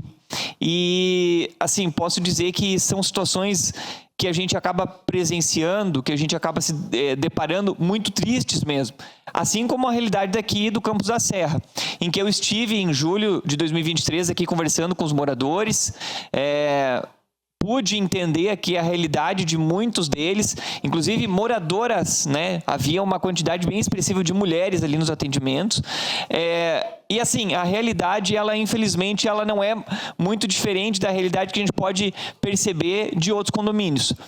O que nós temos hoje, assim, é uma legislação que ela nos dificulta muito quando vai realizar uma defesa processual na cobrança das taxas condominiais, despesas de IPTU e demais despesas de consumo. Por quê? O que eu percebi na época era isso, era despesa de IPTU e principalmente taxa de condomínio. A legislação hoje, ela estabelece que a dívida de condomínio é uma dívida que pode ensejar já num processo de cobrança direto. E ela não permite que a pessoa alegue que aquela casa, aquele apartamento, aquele local onde ela mora seria a residência dela e por isso não poderia ser penhorado. Então, o que infelizmente se percebe, e talvez assim, muitas vezes acaba, pela pessoa que está ali precisando de ajuda, acaba assim não sendo tão bem compreendido, é que nós aqui temos uma realidade processual muito difícil. A defesa para ser feita processualmente é uma defesa difícil. Então se deve buscar outros instrumentos, outros mecanismos para se evitar que se chegue neste ponto de execução e leilão dos imóveis. O que nós estamos fazendo então de 2023 para cá e até com uma intensidade maior em 2024, são articulações com o governo principalmente federal, em nível de Congresso e em nível de Executivo, para a gente mudar um pouco, ou tentar mudar essa realidade. E aí, de lá para cá, nós fizemos audiências públicas, em que nós convidamos vários setores dos segmentos público e privado, para a gente poder conversar e poder tentar entender, né? Uma das medidas foi o encaminhamento de um projeto de lei, que foi feito em 2024 pelo deputado Pedro Uxai, numa articulação feita com a Defensoria Pública de Santa Catarina e do Rio Grande do Sul, em que se propõe a alteração de algumas legislações para justamente permitir, principalmente quem é do Minha Casa Minha Vida, quem está fazendo parte dos programas habitacionais como este, de ter uma certa segurança de que não vai perder o imóvel. É um projeto de lei que está em tramitação, que cria um fundo também, se eu não me engano é o PL 4818 de 2024, no Brasil, nível de Congresso, porque tem que ser feita alteração nas leis federais, né? Lei federal que trata da impenhorabilidade do bem de família e lei federal do Código de Processo Civil. E este projeto está em tramitação, tem essas previsões, mas não é assim o que vai resolver o problema. Então o projeto ele cria também outras alternativas, como a criação de um fundo garantidor de algum recurso para poder subsidiar essas dívidas, as pessoas quando estão nessa condição, nessa situação. e diversas outras medidas, né? Nós aqui, por exemplo, estamos propondo, nós fizemos uma audiência pública lá na Defensoria, em que a Andressa esteve presente, alguns moradores também do campus estiveram presentes lá, o Marcelo também, e a gente pôde fazer, através dessa audiência pública, vários encaminhamentos, né? Além deste do projeto de lei, nós também propusemos, e é um documento que está para ser entregue lá no governo federal, no executivo, pelo deputado Pepe Vargas, que nós já encaminhamos esse documento a ele, e este documento está para ser entregue entre os dias 19 e 20 agora de maio, com essas propostas. Então eu queria elencar algumas delas, né? Além do projeto de lei. Temos a proposta de se ampliar esse período de trabalho técnico-social que é feito para as famílias que são contempladas com esses programas habitacionais, o Minha Casa Minha Vida principalmente. O que é o trabalho técnico-social? É o acompanhamento que é feito pelas assistências sociais de trazer as pessoas que estão sendo inseridas no programa habitacional a essa nova realidade, que elas possam se acostumar, que elas possam ter presentes essas novas obrigações que acabam sendo feitas, porque a gente sabe que muitas vezes a pessoa ela vem parar, né, no programa habitacional, porque ela está saindo de um reassentamento, ela está saindo de uma área de risco, então ela precisa também ter esse acompanhamento para que ela possa saber lidar com essa nova realidade, né? Não só simplesmente a pessoa cair lá dentro e a partir disso ela não saber como lidar. Então além de todas, são essas propostas que a gente está fazendo. A gente propõe, por exemplo, a criação de mecanismos para subsidiarem, além do fundo, para subsidiarem as despesas condominiais, como acontece, por exemplo, em previsões na lei da REURB, que estabelecem por exemplo, comércios locais, sabe, atividades comerciais ali dentro do próprio condomínio, para que essas atividades possam subsidiar em parte as despesas que os condôminos têm. São inúmeras as medidas que a gente está propondo aqui. E eu acho assim que, além da defesa processual, e eu pude perceber aqui o relato de algumas pessoas dizendo que procuraram a Defensoria Pública para fazer suas defesas, né? E até quero dizer assim, é dever da Defensoria em geral acompanhar e atender as pessoas que estão em condições de necessidade, que estão em situação de hipossuficiência econômica. Nós somos uma instituição pública, né? Que ela paga com os impostos dos moradores, das pessoas, então a gente precisa também ter um certo, não assim eu digo um cuidado, mas uma certa, um certo rigor na análise da documentação. Então muitas vezes a gente precisa que a pessoa comprove a renda dela, precisa que comprove as condições que ela está para ela poder ser atendida, porque justamente nós prestamos um serviço público. Então, quero dizer, a Defensoria ela tem esse dever de fazer essa atuação, de fazer essa defesa no processo, mas também, enquanto aqui na dirigência do núcleo, eu posso perceber que a defesa do processo, ela não é tudo. Infelizmente, não é a defesa do processo que vai resolver, que vai estancar esse problema. E é por isso que a gente segue atuando nessas outras linhas, em conversas com o Executivo Federal, com o Legislativo Estadual, Federal, para a gente tentar, assim, amenizar no aspecto macro aquilo que hoje vem gerando todas essas consequências. Não é? Por exemplo, em março agora nós tivemos 2 reuniões com a Secretaria de Diálogo Social e Articulação de Políticas Públicas do Governo Federal, trazendo toda essa problemática, toda essa situação que a gente vem vivenciando para alterar a realidade. Então isso vem sendo dialogado, vem sendo articulado para se encontrar essa solução, né? Mas não é rápido também, sabe? Isso não acontece do dia para a noite, né? Então a gente tem que continuar tendo conhecimento das situações que estão acontecendo, a gente tem que assim, continuar monitorando os processos, as situações que vêm acontecendo dentro dos condomínios, para que daí a gente possa também propor no aspecto macro essas soluções, né? Eu escutei aqui a fala do Maurício também, é Maurício, né? E eu achei assim, é bastante interessante. Eu não tinha conhecimento de que as mesmas empresas que estão lá estavam em Santa Catarina, estão atuando aqui também. Então, eu acho que é importante a gente conversar com o Marcelo Scherer, é o defensor público que atuou nesses casos, para a gente entender se aqui está acontecendo o que lá acontecia, né? E que foi objeto dessas negociações e, enfim, dessa solução que foi proposta pelo colega, porque se as coisas estiverem acontecendo aqui da mesma maneira, eu me lembro que isso foi relatado lá na audiência pública, na cobrança de juros em certa desproporcionalidade, aquela venda de crédito garantido também, isso foi debatido lá, e isso acabava minando um pouco a relação com os moradores, né? Porque isso vira um negócio, né? Não é mais só uma gestão de condomínio, mas vira um negócio, uma atividade que se espera gerar lucro, né? E isso foi relatado na audiência pública lá, e eu quero depois conversar contigo, Maurício, para entender se a realidade é a mesma que está acontecendo aqui. Então a gente pode aplicar a mesma sistemática que o colega Marcelo Scherer aplicou lá, não que isso seja simples, mas é um caminho que nós temos já para poder aplicar aqui. Eu tenho certeza que o Marcelo, da maneira como ele se envolveu e como a gente vem dialogando, eu e ele, na busca por essas soluções do aspecto macro, ele vai ter todo o prazer de passar para a gente tudo que ele fez lá em Santa Catarina e a gente poder aplicar aqui. Eu quero pedir para vocês... de certa forma, desculpa por não estar resolvida a situação ainda. A gente se dedica, assim, eu digo a vocês que não passa uma semana que eu acabo não tendo contato com pessoas que estão com esse problema de condomínio.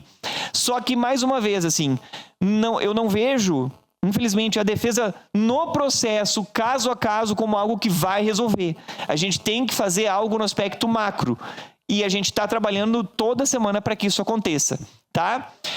Terminando a audiência pública, eu estou aqui à disposição para a gente continuar conversando. Maurício, vou te procurar, a gente vai conversar, vai entender a situação e essa semana ainda a gente conversa com o Marcelo Scherer lá, tá bom? Por enquanto, Andressa, muito obrigado aqui a todos, obrigado pelo convite e pela compreensão. Eu tive um acidente mesmo, mas consegui chegar a tempo. Obrigado.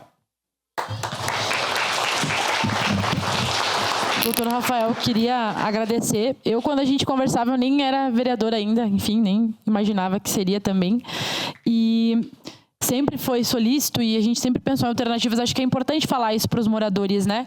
E para o poder público, para os órgãos que estão aqui, que as alternativas, elas provavelmente são macro. Então, claro que a gente precisa acompanhar os casos, porque o máximo de famílias que a gente conseguir colaborar, contribuir, que não percam seus apartamentos, melhor, mas a solução, de fato, vai se dar no todo e não no individual. Então, acho que por isso que a gente está provocando, e já era algo que a gente previa lá atrás.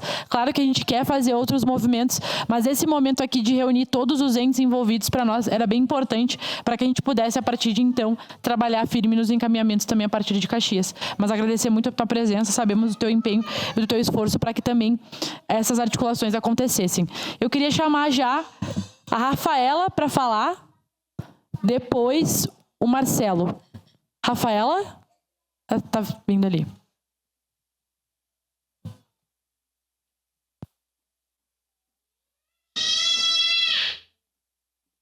Boa noite a todos, me chamo Rafaela, moro lá no Campo 5.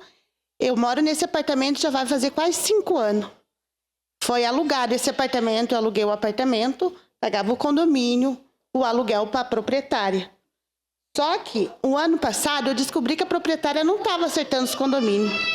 Fui tentar falar com o síndico, para mim entrar no acordo com ele, para ser certinho os condomínios ali e tal. O síndico falou para mim que não adiantava estar pagando no condomínio, porque eles vão me tirar dali desse apartamento. E no caso, a proprietária, eu falei que a proprietária não quer saber do apartamento, porque o apartamento é endividado. Era isso aí. Tá certo, Rafaela, obrigada. E depois, no final, o pessoal vai responder as perguntas, tá bom? Agora o Marcelo, depois a Gisela.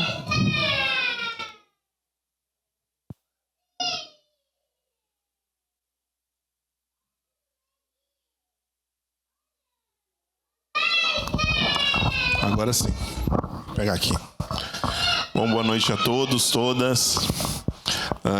Prazer estar aqui, Marcelo Dias, representando o mandato da deputada Bruna Rodrigues, onde a gente já acompanha esse caso há um tempo, junto com a Andressa, depois em parceria com o Rafael. Eu quero trazer aqui algumas coisas que já foi muita coisa falado aqui, mas eu acho que a gente tem que se ater a algumas situações. A gente tem 2 caminhos. Um é o jurídico, né? Onde passa as famílias, onde tem que se resolver o que está acontecendo. Mas a gente também tem os casos que, perante os relatos dos moradores, perante o que a gente já acompanhou, um caso de algumas situações que eu vou denominar aqui como criminosas. Eu vou denominar dessa forma. Porque alguém falou aqui que não passavam informação, que continuavam cobrando, que isso já é uma prática de deixar a dívida ficar alta para a pessoa não ter condições de pagar. Isso é claro. Tá?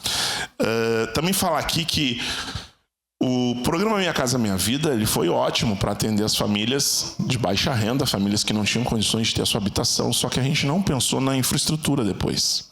Também é uma coisa de se pensar, porque isso já foi debatido lá na audiência, né, Rafael? A gente pensou em construir a casa, mas e depois? Como é que fica? Com as pessoas ter condições. E coisas absurdas, né? A pessoa paga de 30 a 80 reais lá para a Caixa e o condomínio é 400. E isso vai virando uma bola de neve, e a gente viu que são pessoas que trabalham de domingo a domingo.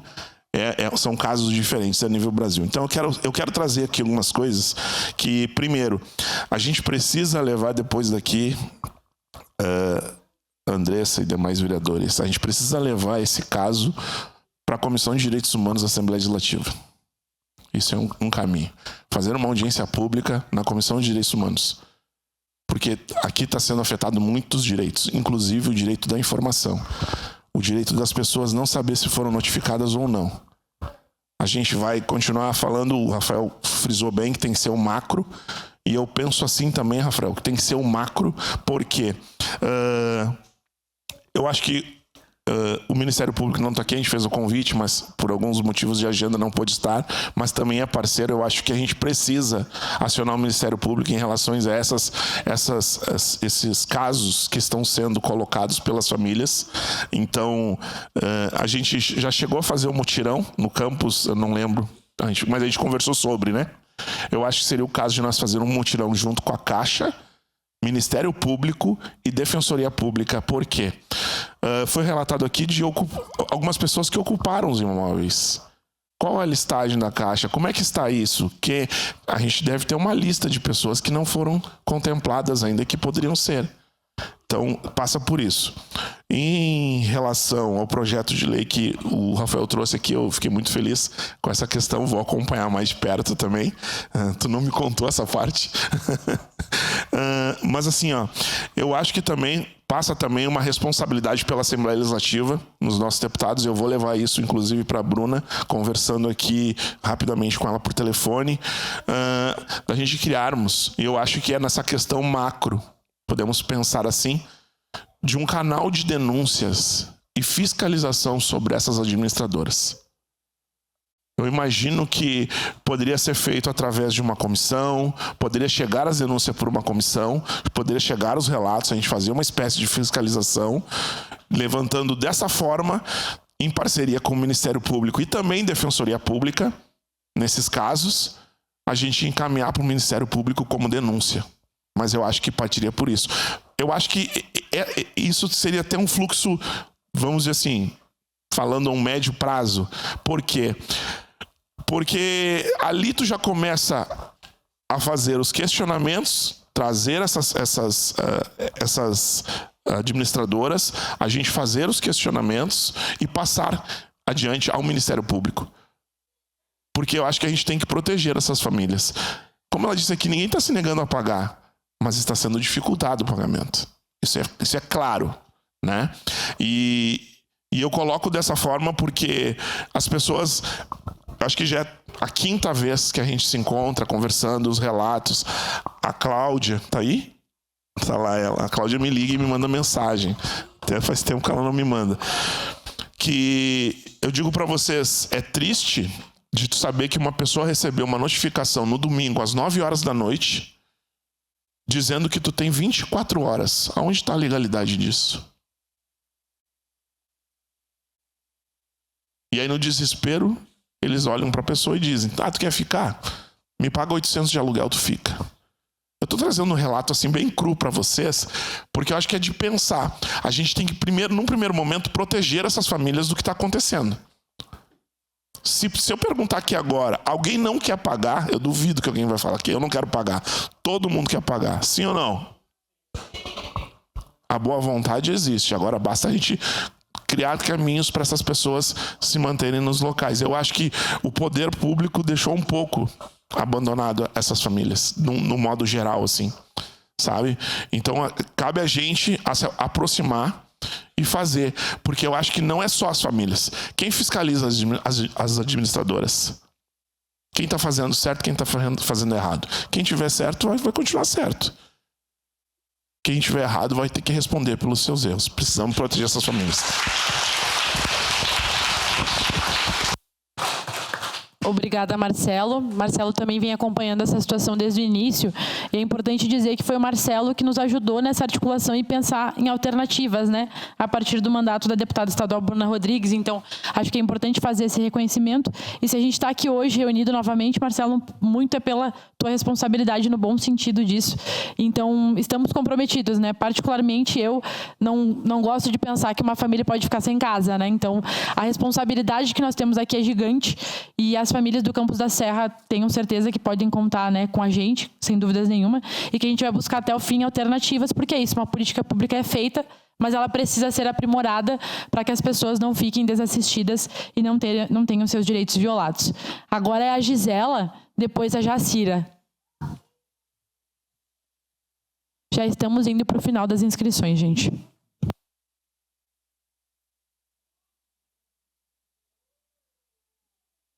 Boa noite. O meu caso é mais um caso esquecido. O meu apartamento sofreu um atentado com mais de 40 tiros e ninguém nunca fez nada. Prefeitura nunca fez nada, secretários nunca fizeram nada, ninguém. A única pessoa que me ajudou foi o Dr. Gustavo do CRAS. E eu preciso de um lugar para mim morar. Eu estou pagando aluguel. Gostaria de saber que alguém me respondesse onde é que está meu processo, como é que está o andamento. Se alguém vai fazer alguma coisa, vai continuar desse jeito que tá. Porque eu não saí porque eu quis. Eu saí porque eu fui obrigada a sair. Eles mataram o menino na minha porta. A minha mãe enlouqueceu. A minha mãe faleceu. Eu gostaria muito de ficar morando lá, mas eu não pude. Eu não abandonei. Eu saí porque eu tive que sair. E ia na prefeitura, eles diziam que iam me arrumar um lugar para mim morar. Até agora, nada. Todo mundo sabe do meu caso. Mas todo mundo fez descaso e nunca resolveram nada. Todo mundo que me conhece sabe o que eu passei e que eu saí porque eu tive que sair. Agora eu peço, onde é que está meu processo? Como é que está o andamento? Alguém sabe me dizer? Gostaria que alguém resolvesse. Espero que agora, né, a Andressa ali entre no caso, consiga resolver. Porque ninguém, nem secretário, ninguém nunca fez nada. Eu fiz ocorrência, fui no Ministério Público Federal, fiz tudo que a lei mandava. Só que a lei também não pôde me ajudar. Gisela, só me diz quanto tempo faz que aconteceu essa situação? 6 anos. 6 anos. 6 anos. Faz eu 6 pago anos que aluguel, tu tá guardando. Ninguém me dá nada. O CRAS me deu por 3 meses o aluguel. E vinha na prefeitura, as secretárias me diziam, não, porque a gente vai te ajudar, a gente vai resolver, e nunca resolveram nada.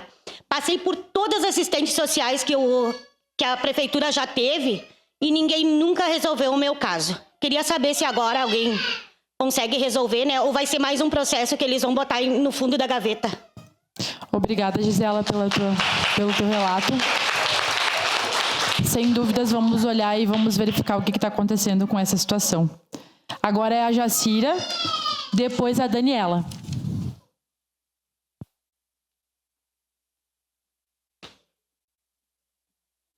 Boa noite aos órgãos competentes presentes aqui. Eu me chamo Jacira, eu moro no Campus 2.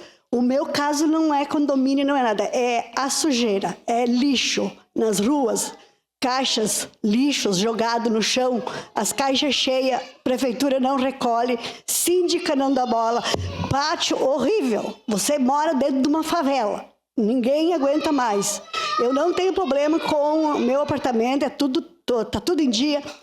Eu era isenta do IPTU por minha idade. Esse ano foi cobrança do IPTU de novo. Então, vou tentar ir na prefeitura, falar de novo com as pessoas competentes para saber por que depois de 3 anos de isenta, esse ano veio IPTU de novo. É um horror.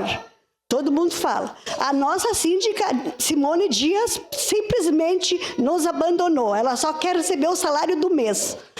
Ela não importa se tem pátio sujo, se tem esgoto, se tem... meu apartamento, esses dias eu cheguei do trabalho, tinha dado estouro lá no apartamento de cima. A sorte que as luzes... o tipo da... cai, né? A água dentro... Eu estava com o meu apartamento alagado. Simplesmente a gente manda mensagem para ela, ela não responde, ela não dá caso nenhum, ela nos abandonou, ela só quer o nosso dinheiro. Chegou e nunca tem fundo de garantia, nunca tem fundo para nada. Você precisa, tem que pagar 1.500 para isso. Tem que pagar 3.000, quebrou uma caixa esses dias. Nós ficamos 2 dias sem água. Mas tem que dar 3.000, porque senão não vai ter como arrumar a caixa. É um caso que nós temos que dar um jeito. Ela como trabalha na Codeca, nem sequer ela vai lá juntar os lixos que tá lá, é uma vergonha. Tu passa na rua, as pessoas... Eu tenho vergonha de trazer a minha família. O meu apartamento tá tudo em dia, tudo, não tenho nada. Mas eu tenho vergonha de convidar as minhas filhas, meus netos, meus genros, para vir na minha casa, porque não dá para aguentar o cheiro. Porta aberta, casa suja, corredor horrível, cachorro, gato, tudo dentro. Essa é a minha fala de hoje. Obrigada, Jacira. Obrigada. Acho que a Jacira tocou num ponto importante, que é sobre essa questão dos síndicos, né? Inclusive, uma situação de uma síndica que também acaba ali fazendo parte dessa questão de vender apartamentos, enfim. Importante que tu trouxe isso para a gente poder ouvir sobre a infraestrutura do campus também. A Daniela, seria a Daniela agora, mas eu acho que ela foi com a filha, né? Eu vou aguardar ela voltar, e aí eu vou chamar a próxima, que é a Virgínia, e depois a Valéria Moraes.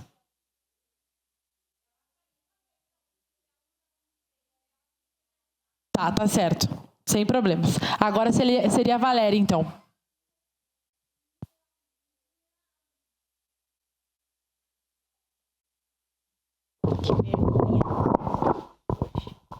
Oi, gente, eu sou a Valéria. Eu vou ficar um pouco de lado, senão eu vou ficar de costa para o pessoal. Eu sou estudante de serviço social, eu também faço estágio na habitação, na Secretaria Municipal, e a minha mãe também é moradora do Campos da Serra. Para de chorar, eu vou começar a chorar.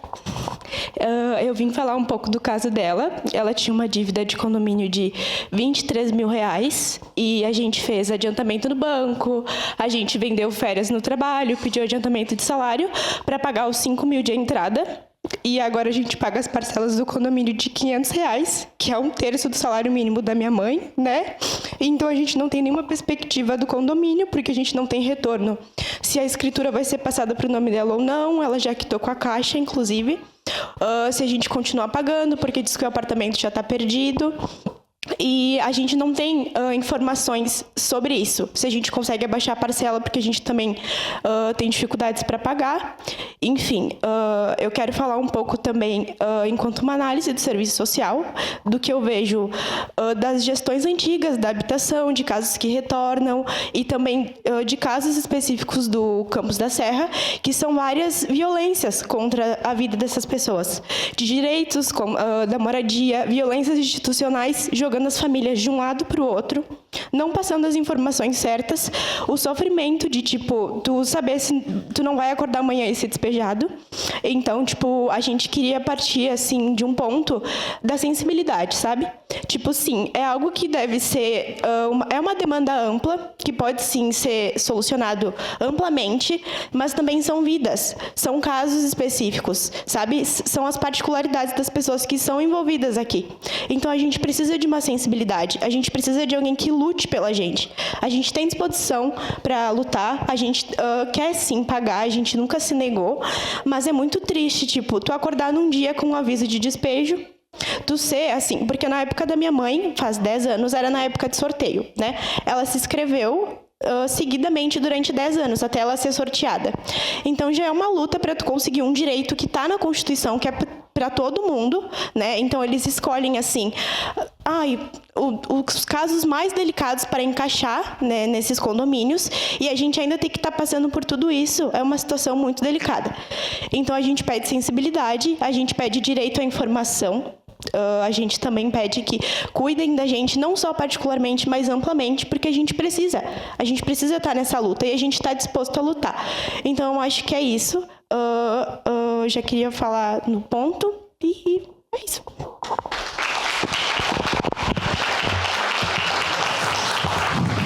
Obrigada, Valéria, pelo teu relato. Acho que é importantíssimo, né? Eu também fui estagiária de habitação e foi quando eu fui estagiária de habitação que eu acabei compreendendo mais essa pauta e tomando mais essa pauta para si. Então, se hoje ela é central no nosso mandato, também é muito porque fui estagiária de habitação e pude entender um pouco como essa política funcionava na nossa cidade e sabemos que temos que avançar muito. Dani, agora tu pode passar aqui na frente, por favor.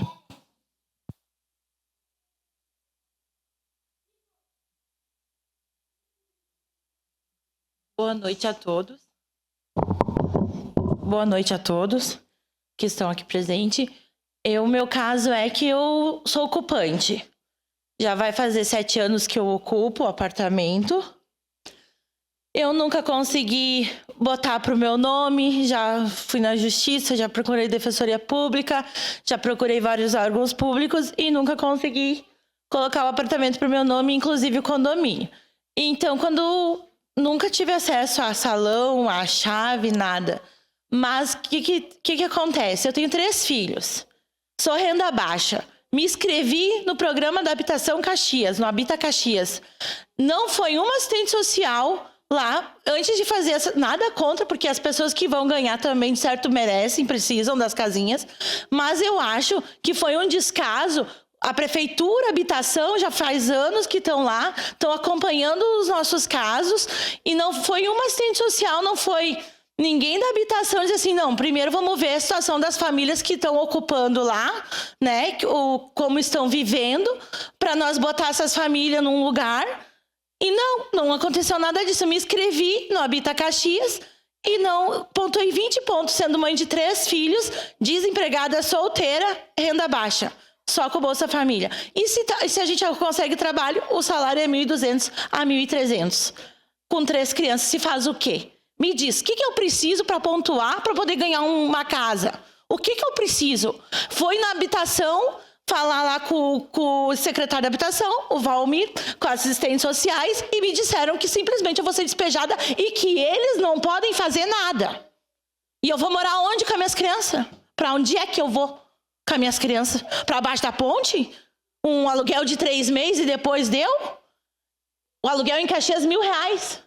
É 1.000 e pouco um aluguel em Caxias. Que jeito que eu vou pagar um aluguel e vou dar comida para meus filhos? Que jeito, gente? Sendo que eu moro lá há 7 anos. E mais uma coisa, a Caixa está aqui presente. Queria muito que vocês nos respondessem. O meu apartamento, inclusive, está com a Caixa, diz que está com a Caixa. Por que a habitação e a Caixa não resolvem isso e não botam lá? Eu nunca ganhei nada. Não tenho nada no meu nome em Caixa, nem em lugar nenhum. E não resolvem isso para nós. Não é só o meu caso, tem várias mães solteiras com filhos lá, que também não tem para onde ir e que são renda baixa. E que também trabalham e ganham 1.200 a 1.300. E vão pagar aluguel como? Vão com as crianças para onde? Qual solução vocês têm para nós? Sendo que botaram 240 famílias, não tem escola. No postinho nós não temos ginecologista. Nós não temos pediatra no ginecologia, lá no postinho. Falta médicos. Falta assistência para nós, não temos CRAS, que nem diz, não temos mercado, não temos farmácia, mas estão vendendo os apartamentos. Eles arrematam o apartamento dos donos lá, pagam as dívidas, pagam a tal das dívidas lá, arrematam por 80 mil, outro deve, eles pagam a tua dívida e te dão o que sobra, e deu. E vão lá e vendem para os venezuelanos. Tá virando uma Venezuela lá. Escolinha para minha filha não tem, mas para o venezuelano tem. Mas para os venezuelanos tem escolinha, mas para minha filha não tem escolinha. E eu sou brasileira, nata. Somos brasileiros, moramos lá. Cadê a nossa dignidade? Cadê a lei ao nosso favor da moradia? Se vê na lei, a gente tem O Ministério Público, o Ministério Federal tem que abraçar a gente de renda baixa, famílias com casas popular. E aonde é que está as casas popular? Aonde que está o nosso direito? Que em Caxias não se vale de nada. Porto Alegre constrói casa popular para mãe solteira e renda baixa. Se constrói. Se não constrói, eles invadem, a prefeitura vai lá, faz habitação, faz posto, faz CRAS, bota luz, bota água, constrói. E aqui cadê? Aqui não acontece em Caxias do Sul isso. Não acontece. É um descaso com nós. Hoje, se chegar um juiz lá e dizer para mim sair com meus filhos, e mais ainda, vem guarda municipal e vem polícia para tirar uma mãe, uma vergonha, né? Uma vergonha. O guarda municipal e polícia vem para tirar uma mãe solteira com 3 filhos, renda baixa, que ganha menos de um salário mínimo. Mais trabalho, mas ganho menos que o salário mínimo. Cadê? Aonde estão nossos direitos? Aonde está a solução? A gente quer saber da solução. Aonde que está a solução? O que vamos fazer? Já vem anos se arrastando isso aí. Mais de 3 anos já vem se arrastando isso aí. É só isso que a gente precisa saber. Aonde a gente vai com as nossas crianças? Para baixo da ponte? Vamos para um albergue para estruparem as nossas filhas? Ou se abusarem das nossas filhas? Para onde nós vamos? Dani, obrigada querida, pela palavra. Obrigada, Dani.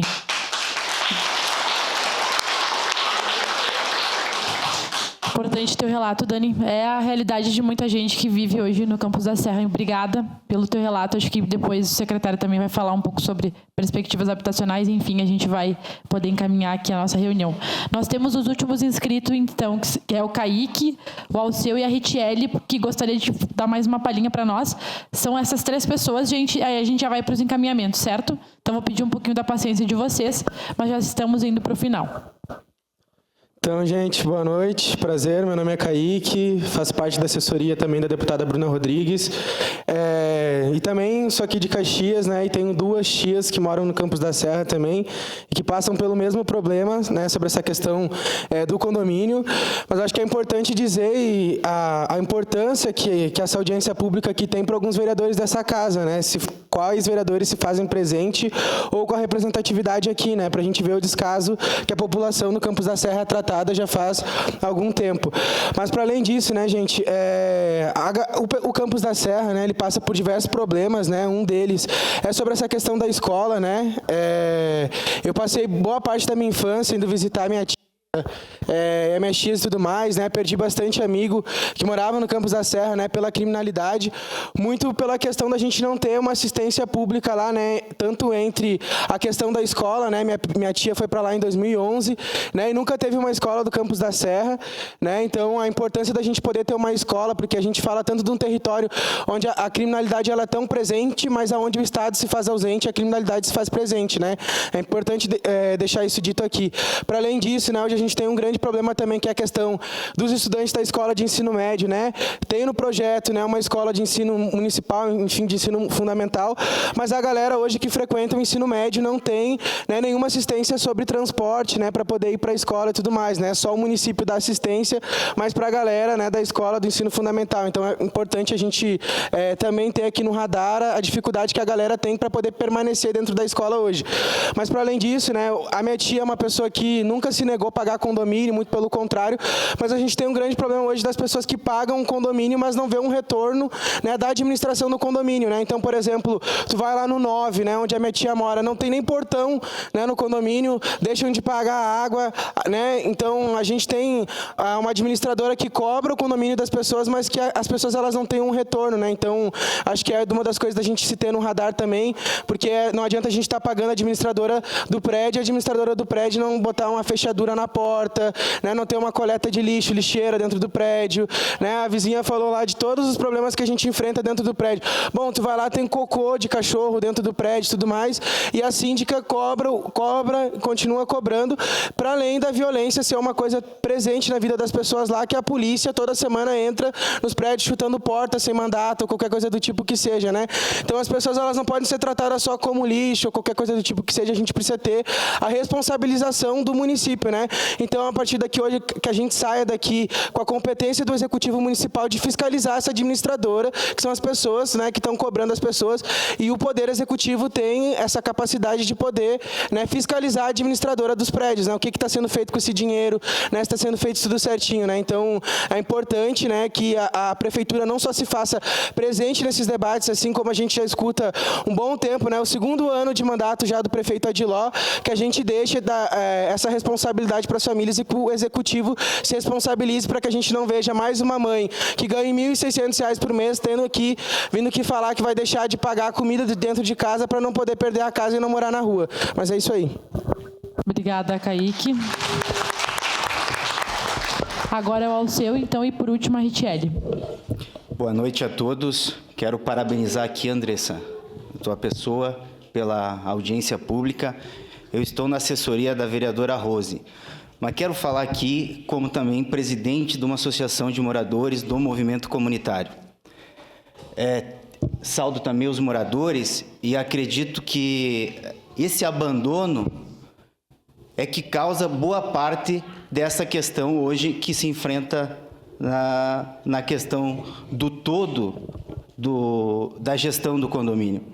Então, eu tenho aqui, e a gente tem acompanhado junto com o secretário a questão da elaboração de uma conferência da habitação no município.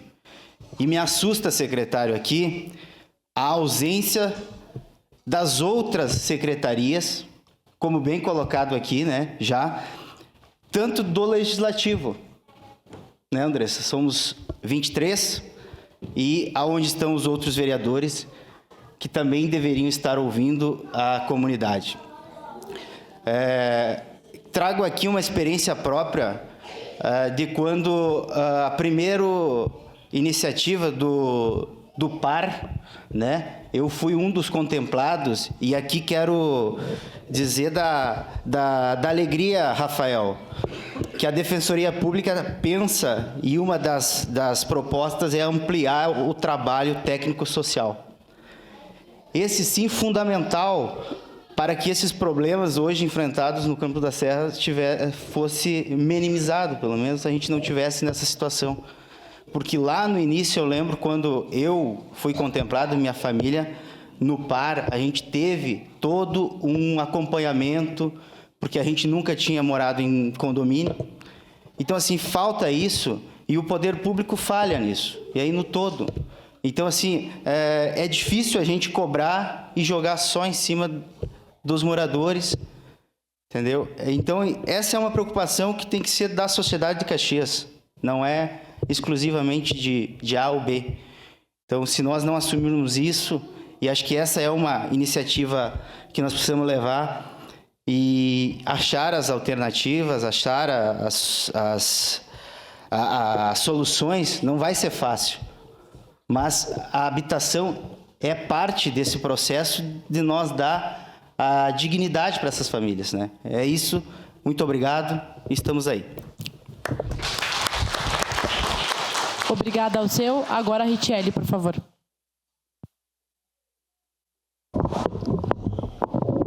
Eu queria trazer uma informação que chegou agora para mim, mas antes eu também queria perguntar para os senhores se vocês sabem que os leilões e as vendas ilegais que acontecem lá dentro são para um grupo específico. Não são arrematados a longa distância a pessoas de regiões centrais. É lá dentro do próprio Campos da Serra que tem pessoas comprando e revendendo. Pessoas que às vezes oferecem, eu te dou 15 mil pelo apartamento que tem dívida de 10, a pessoa sai com 5 mil na mão, paga a dívida e fica sem um apartamento para morar. E esse apartamento logo em seguida é revendido. Existe um grupo lá dentro fazendo isso. E quem mora lá sabe.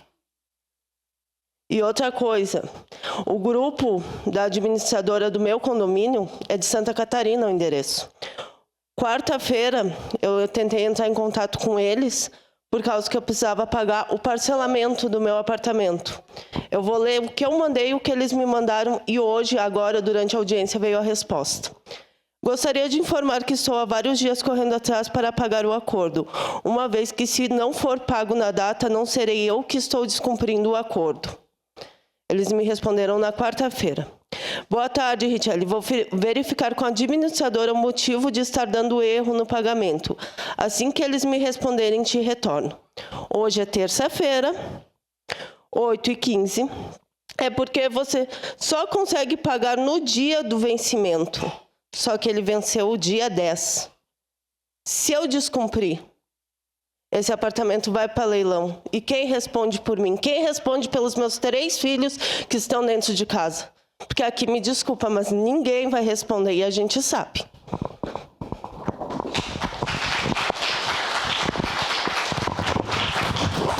Obrigada, Richelle. Gente, então eu vou devolver aqui para a mesa. Antes de devolver para que cada um faça a sua saudação final e a gente possa encaminhar, eu queria ler propostas de encaminhamento que nós fizemos e vou ler antes, porque daí vocês conseguem opinar e sugerir se tiver mais alguma coisa. Pode ser assim? Então, a gente elencou aqui, a partir do que foi apresentado, uma série de questões. Então, eu peço que, se alguém mais tiver algo para falar, inclusive os moradores que quiserem colocar nos encaminhamentos, fale, para a gente poder fechar a nossa reunião pública com ações para que a gente possa fazer a partir de então. Então, propostas possíveis para o Campos da Serra. Que seria para o Executivo, então. A partir do reestabelecimento de valor do orçamento público para o FUNCAP, destinar parte do valor do fundo para subsidiar o pagamento de dívidas, de forma que o município faça o pagamento à vista do valor e cobre o montante parcelado das famílias, caracterizando uma política de defesa dos programas habitacionais e de permanência das famílias nos empreendimentos construídos a partir dessas. É uma proposta para a Secretaria de Habitação nossa. Claro que a gente precisa definir ela aqui, mas a gente está apresentando para a gente poder discutir. Secretário, então, nós apresentamos uma proposta aqui para o município se colocar nessa situação até frente àquilo que a defensora falou. Promover cursos e formações para que as moradoras dos condomínios do loteamento Campos da Serra organizem cooperativas habitacionais que se encarreguem da gestão condominial de seus prédios, eliminando o elemento do lucro da equação. Tal medida baratearia o valor do condomínio, ao passo que garantiria a prestação do serviço com qualidade, uma vez que as famílias ficam responsáveis pelo seu próprio espaço, além de melhorar as condições de renegociação de dívidas, caso elas ocorram. Isso serve para o campus, mas também para novos empreendimentos, como São Genaro. Então, nós estamos propondo aqui que tenha um novo modelo de gestão do condomínio, não mais dessa forma com as empresas condominiais, enfim, e sim com cooperativas habitacionais construídas com a população. Criação de um setor de gerenciamento de condomínios populares dentro da Secretaria de Habitação. Dessa forma, os moradores de condomínios instituídos através de políticas habitacionais populares teriam seus condomínios gerenciados pelo Executivo Municipal, o que reduziria as taxas também pela eliminação do elemento lucro da equação. Outra proposta para habitação, então. Outro elemento que nós elencamos foi elaborar uma política que, a partir da análise dos critérios do FUNCAP, promova a titulação das famílias que ocupem imóveis desocupados por seus proprietários originais. Então, aqui é uma proposta para os ocupantes, Dani. Nós estamos propondo que essas pessoas sejam avaliadas e que possam ter acesso àquela moradia a qual elas estão ocupadas a partir de uma articulação com o Executivo. Outra questão que eu elenquei aqui durante a audiência foi a questão da escola. É importante dizer que a Secretaria da Educação foi a única que não mandou representação para cá, mas a escola foi um compromisso do Executivo, inclusive estivemos presentes, Deise, na assinatura ali dessa obra, né? Secretário, não tivemos presentes moradores do Campos da Serra. Lembro que foi emblemático. O pessoal do campus disse que não iria, porque eles não acreditavam que a escola ia ser construída. Nenhum morador esteve presente por isso, e eu entendo vocês. Estive lá para ouvir o que eles diriam, e aí é para a escola ser inaugurada em 2026, mas até agora ela não começou a ser construída, né, gente? Precisamos cobrar do Executivo que comece já a construção da escola do Campos da Serra. São mais de 10 anos. É inaceitável que esse compromisso do nosso Executivo ainda não foi cumprido. Nós vamos cobrar, a partir dessa reunião, que essa escola comece logo. Peço o apoio do pessoal aqui, da nossa deputada federal que contribuiu para articular o valor dessa verba, a deputada Denise Pessoa, que a gente consiga ir atrás disso e que isso comece o quanto antes, é urgente, né? O campus não pode ficar mais sem escola lá. E outro fator que eu apresentei aqui, 2 questões, é sobre o IPTU, para a gente levar isso novamente para o Executivo, né, para que reduzam o valor do IPTU. E também eu coloquei aqui, Expedito, a questão do CEL, do complexo lá, da assistência que está previsto para o Campos da Serra, mas que nós também não conversamos mais sobre isso, para saber em que pé que está. A gente precisa verificar isso para também a gente poder ter previsão de obras no campus. Outra questão para o Legislativo agora. A apresentação de uma proposta, essa daqui o Rafael apresentou, né?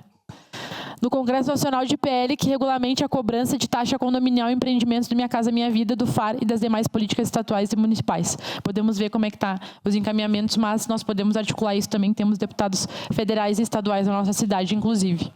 Editar o PL, projeto de lei que proíba, como já faz com o uso capião, a penhora de imóveis oriundos de políticas habitacionais em processos de execução de dívidas de condomínio. É uma articulação que a gente pode procurar fazer também. Provocar o governo federal a agir em defesa das políticas habitacionais, dada a grave ameaça ao principal programa habitacional do país, que é o Minha Casa Minha Vida. O Marcelo também propôs aqui um canal de denúncias, que teria a participação do Ministério Público, junto com a Defensoria, mas também com o Legislativo.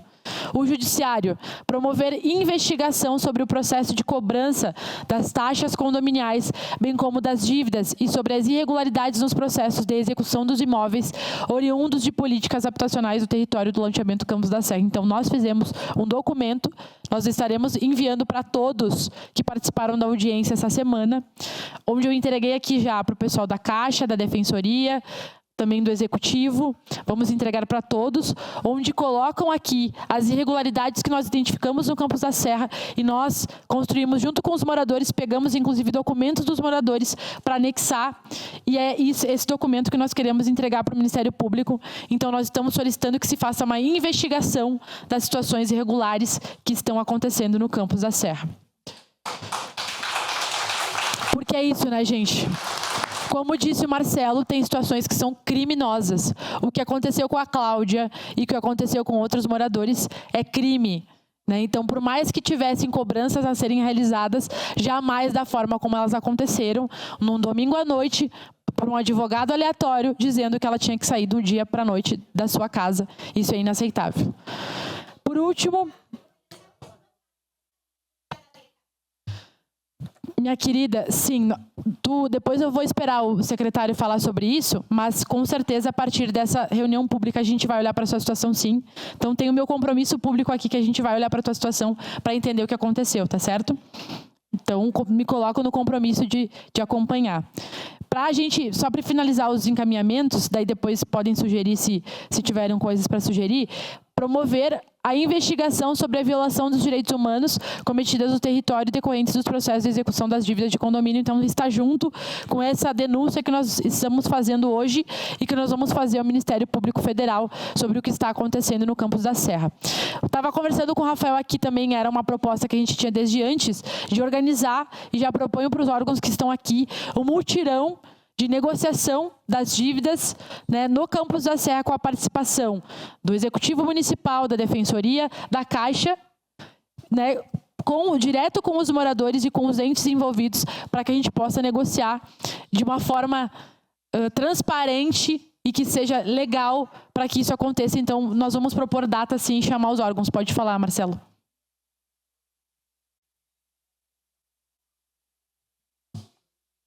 Perfeito. Marcelo está falando do Ministério Público, vamos chamar o Ministério Público. A gente vai sugerir data nos nossos encaminhamentos e aí vai convocar os órgãos para que os órgãos possam se organizar e estarem presentes com a gente. Então, de encaminhamentos de propostas a partir de hoje, seria isso, gente. Claro que cada caso é um caso, como a Valéria falou. As pessoas não são números, são vidas, são famílias que estão sendo atingidas por essa situação. E nós estamos aqui para ter um olhar para todas essas questões. Mas essas propostas aqui, se nós conseguirmos tocar elas, todas as pessoas que hoje participaram da audiência, elas vão ser afetadas de uma forma positiva. Então, nós queremos fazer com que essa reunião pública seja um marco e nós vamos trabalhar para que essas coisas sejam materializadas. Mas eu queria ouvir a mesa, os órgãos presentes, os moradores, enfim, se era isso ou se teria alguma outra sugestão ou alguma outra questão se pode colocar, Expedito. Andressa, então, primeiramente quero te parabenizar, né, pela condução dessa audiência. audiência, parabenizo a todos os presentes. Vim aqui hoje a pedido do Procurador-Geral, né, Adriano Tac, representando a Advocacia Geral do município, e também, com muita honra, a Fundação de Assistência Social. Apenas a título de uma sugestão, eu trabalhei em uma ação judicial movida pelo Ministério Público Federal, Dr. Fabiano Moraes, onde a Caixa também esteve presente nesta ação, onde nós buscávamos, e essa ação tramitou na Justiça Federal e já foi encerrada, inclusive, agilizar o processo de liberação junto aos cartórios, ao cartório de registro de imóveis, da matrícula, né, para passar para o nome dos moradores, justamente para a gente não ter esse problema, às vezes, de ficar sem saber de quem que é e as pessoas terem uma certa insegurança. E a minha proposta aqui, enquanto procurador do município, seria que, se ou o Ministério Público Estadual ou a Defensoria Pública, considerando, acho que o principal problema que foi tratado hoje aqui, que tem a ver com a falta de consideração, de respeito dessas empresas, enfim, de condomínios, né, para com os moradores, precisaríamos de uma ação coletiva. Nesse sentido, eu não sei se a Defensoria teria capacidade de organizar isso ou se o Ministério Público, mas uma ação coletiva para trazer essas empresas para dentro de um debate no Poder Judiciário, porque se nós não tivermos o Poder Judiciário associado e aliado nesse momento, nós vamos ficar aqui lutando uns contra os outros e uns cobrando os outros, mas não cabe às vezes a resolução do problema a um agente público específico, né? Então, acho que o Poder Judiciário poderia ter essa capacidade de nos ajudar, assim como tivemos êxito nesta ação que eu trago como exemplo na Justiça Federal, onde terminamos ela, inclusive, com um acordo. Era específica para agilizar o processo relacionado à liberação em cartórios, depois teve uma portaria, um instrumento normativo do governo federal que agilizou também isso, mas tivemos êxito, tivemos várias rodadas de negociação, e eu sugeriria, então, que ficasse também essa sugestão, e certamente a GM, sendo chamada para atuar como um terceiro interessado, vai participar e vai tentar buscar a melhor solução. Apenas fica como contribuição e parabenizo aí mais uma vez pelos trabalhos, tá bem? Obrigada, Expedito, pelas suas contribuições. Importante a presença aqui, sim, representando a Procuradoria-Geral do nosso município, bastante importante, e a tua sugestão, inclusive, foi discutida por nós, então ela vem muito a calhar, com certeza. Acho que o pessoal aqui também pode opinar já sobre essa proposição do Expedito, depois qualquer coisa o Bolívar e o Maurício podem ajudar nos encaminhamentos também. Passo a palavra, então, para a gente poder começar nos encaminhamentos com a Deise. Deise, se tu quiser a palavra final, e se tu quiser apresentar alguma outra questão sobre isso que foi debatido aqui.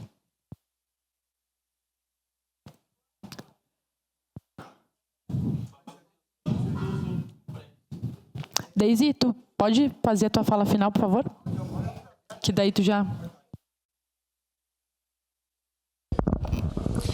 Bom, então acho que na realidade as pautas maiores acho que foram todas passadas, né?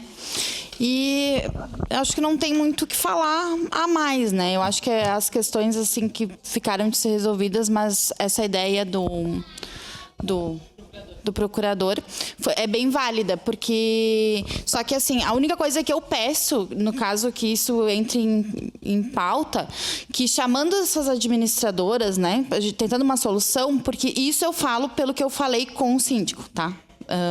Por experiência própria. Então, que as multas é aquilo ali, que o juro é aquilo ali, que é por lei, é 2 pontos não sei o que por mês, de multa, mais um e pouco por mês, enfim. O que eu gostaria que visualizassem, que isso que a gente pede, como eu disse, ninguém está se negando a pagar.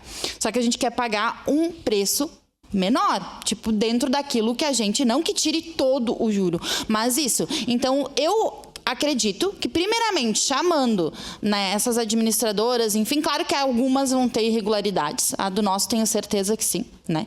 Mas, enfim, apesar das irregularidades, mas que eles vão apresentar essa questão da taxa de juros, de multa, de contrato, enfim, tudo, eu acho que a questão da visão, que a gente tem que entender que aqui a gente é um povo diferenciado.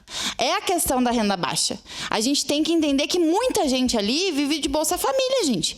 A maioria trabalha, sim. Tem muita gente que vai lá e faz o cadastro, ganha Bolsa Família, mas acaba fazendo uma faxina, alguma outra coisa para sobreviver, porque ninguém consegue viver com aquilo ali, né? E a gente sabe disso, a gente tem que ter isso em vista. A gente tem que ter essa questão, assim, da questão dos valores, enfim, né? Que para nós ali é o que conta bastante. Então, eu acredito que, de primeiro momento, momento, chamar essas administradoras, enfim, fazer, tentar alguma solução, acho válida sim. Mas eu acho que essa questão, principalmente de juros e multas, enfim, que está dentro da legalidade, a gente sabe que sim, né? Eles podem cobrar aqueles valores ali, mas eu acho que a visão para as pessoas ali, acho que tem que ser diferenciada. Eu acho que tem que pensar que, tipo, o mínimo possível pela questão que o povo não tem. Tipo, por exemplo, eu fiz um acordo, várias pessoas fizeram um acordo, não conseguiram cumprir, pensa, R$500 por mês, R$300 por mês. Só que daí, assim, tu tem que visualizar que tu tem mais o condomínio mensal. Tipo, tu não é só aquele acordo ali.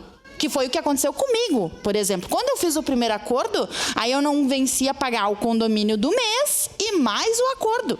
Então, isso complica bastante. Então, acho que isso sim é válido, o que ele falou, mas eu acho que tem que rever essa parte, assim, vir com alguma coisa que realmente tenha os olhos voltados para o programa que foi feito. Porque eu digo assim, eu tenho 38 agora. Tenho 38 anos, mas vamos ver assim, eu tenho uma questão que quando eu fui morar no campus, eu achei assim, pronto, eu ganhei minha casa e agora eu vou pagar minha água e luz. Muita gente entra lá sem saber que tu tem que pagar condomínio. Tipo assim, que acha, eu vou sair do aluguel e eu não vou mais ter aquele custo. E chega ali e se depara com um condomínio para pagar. Coisa que nunca viu na vida. Eu sou bem franca, tô falando porque aconteceu comigo. Poxa, saí do aluguel e agora eu vou começar a pagar. No início foi bem tranquilo. Quando a gente entrou lá, tipo, eu falo dos 5, né? Porque tem a galera que é dos outros campos. Mas enfim, era R$60, gente. R$60. Hoje a gente paga só de condomínio mais R$100. Condomínio, mais fundo de reserva, mais fundo de caixa, mais não sei o quê, e aí fora a água. Então, hoje eu pago de condomínio R$160, R$180 a R$200. Né? Eu disse, tem gente que eu sei que a família é maior, enfim, né, por causa do custo da água, também paga muito mais. Então, daí tu junta isso, tu junta tudo, manter uma família, tu manter uma casa. Tipo, a minha situação, a situação da Dani, a situação de várias. Muita gente ali é mãe solo. A grande maioria, para te ser bem sincera. E muita gente que, no caso, é casada, enfim, um é encostado, né, por algum problema de saúde, o outro, né, alguma situação tem. Então, assim, é um povo bem complicado. Então, acho que é mais a questão de voltar os olhos para a gente mesmo, assim, como sociedade. Então, acho que é isso.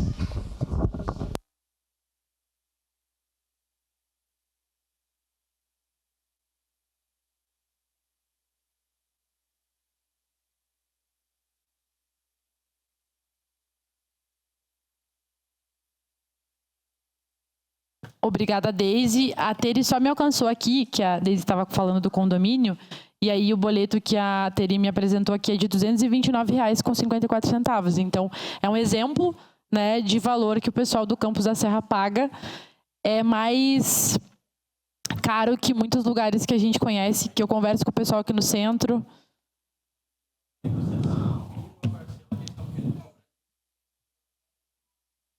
Então, somando isso, está praticamente R$400. Gente, eu vi que tem umas pessoas com a mão levantada. Eu já vou conversar com vocês. Só vou passando aqui para o pessoal poder ir finalizando. Agora é contigo, defensora Aline, por favor.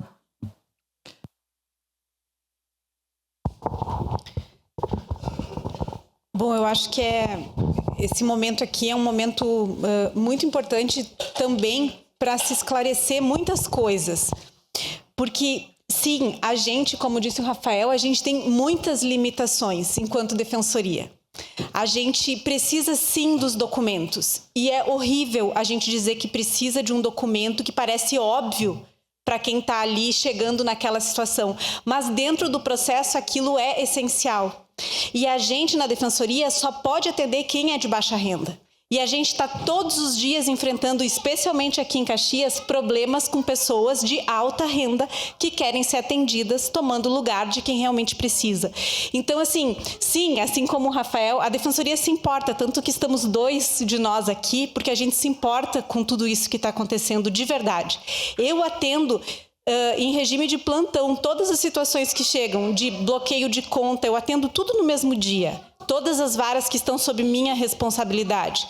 Mas a gente não consegue atuar no processo sem os documentos necessários, infelizmente. E aí vai ter alguém que, obviamente, merece ser atendido, que vai precisar trazer os documentos. E a gente, dentro desse processo, também tem limitações. Eu tento negociar pessoalmente com os advogados que estão ali na cobrança do outro lado e a gente não tem encontrado, e aí sim eu concordo com o que a representante de todos os moradores diz, tem que haver um encontro com as administradoras para facilitar esse parcelamento. Porque o que seria um parcelamento mais do que R$100? Já é impossível, porque é R$100 mais os 200 e não sei quanto, já é quase impagável. Então, assim, só que a gente, enquanto defensoria, dentro do processo, a gente tem limitações. E eu tenho ouvido cada vez mais, agora com a finalização desse impeditivo da FAR, que impedia eles de leiloar os imóveis, eles agora não aceitam mais nada, nenhum tipo de parcelamento. Querem 5 mil de entrada. As pessoas não têm 5 mil. Quem é que tem 5 mil para dar de entrada? E eles exigem isso nos processos e é muito rápido que o leilão acontece. Eu estou assustada, assim, porque eu faço essas negociações de condomínio lá desde 2013. E a gente fazia prestações de R$50, eles aceitavam, as pessoas iam pagando junto com o condomínio, se resolvia. E agora a gente não encontra mais nenhum terreno para negociação, tendo justamente por base que são famílias de baixa renda. Então, assim, outras questões que envolvem, por exemplo, a Caixa, a Defensoria não vai conseguir atuar. E aí, sim, se a pessoa foi atendida na Justiça Federal, é porque o processo tem que ser na Justiça Federal e daí não vai ser na estadual.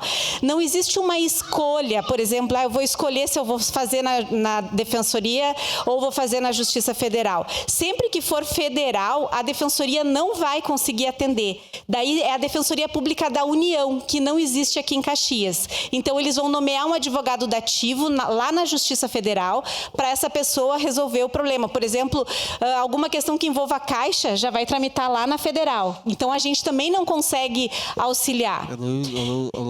E eu queria destacar mais uma outra questão, que é...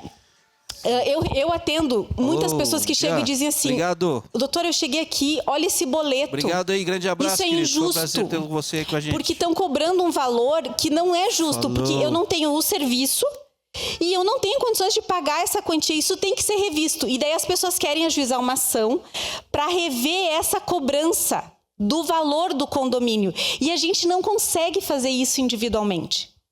Infelizmente, a gente está amarrado de muitas formas, por isso que buscar uma legislação que amplie esse espectro aí e eu queria até conversar com o procurador depois do município para saber se eles receberam alguma das intimações que eu pedi que os juízes intimassem o município, porque o município, a gente fez lá uma construção que o município teria, pelo Estatuto da Cidade, preferência nas arrematações. A gente fez a gente juntou um monte de coisa para ver se o município consegue, de alguma forma, ver o que está acontecendo. Porque não é nem, talvez, por limitações que eu desconheço, não sei nem o quanto é possível o município atuar nesse processo, mas pelo menos para ter ciência de que esse monte de pessoas estão perdendo imóveis, e imóveis que foram adquiridos com fundo público. E são pessoas particulares que estão adquirindo e estão revendendo imediatamente, que estão alugando, e que num lapso de tempo muito curto a gente vai ter um condomínio popular com recurso público administrado exclusivamente pela iniciativa privada.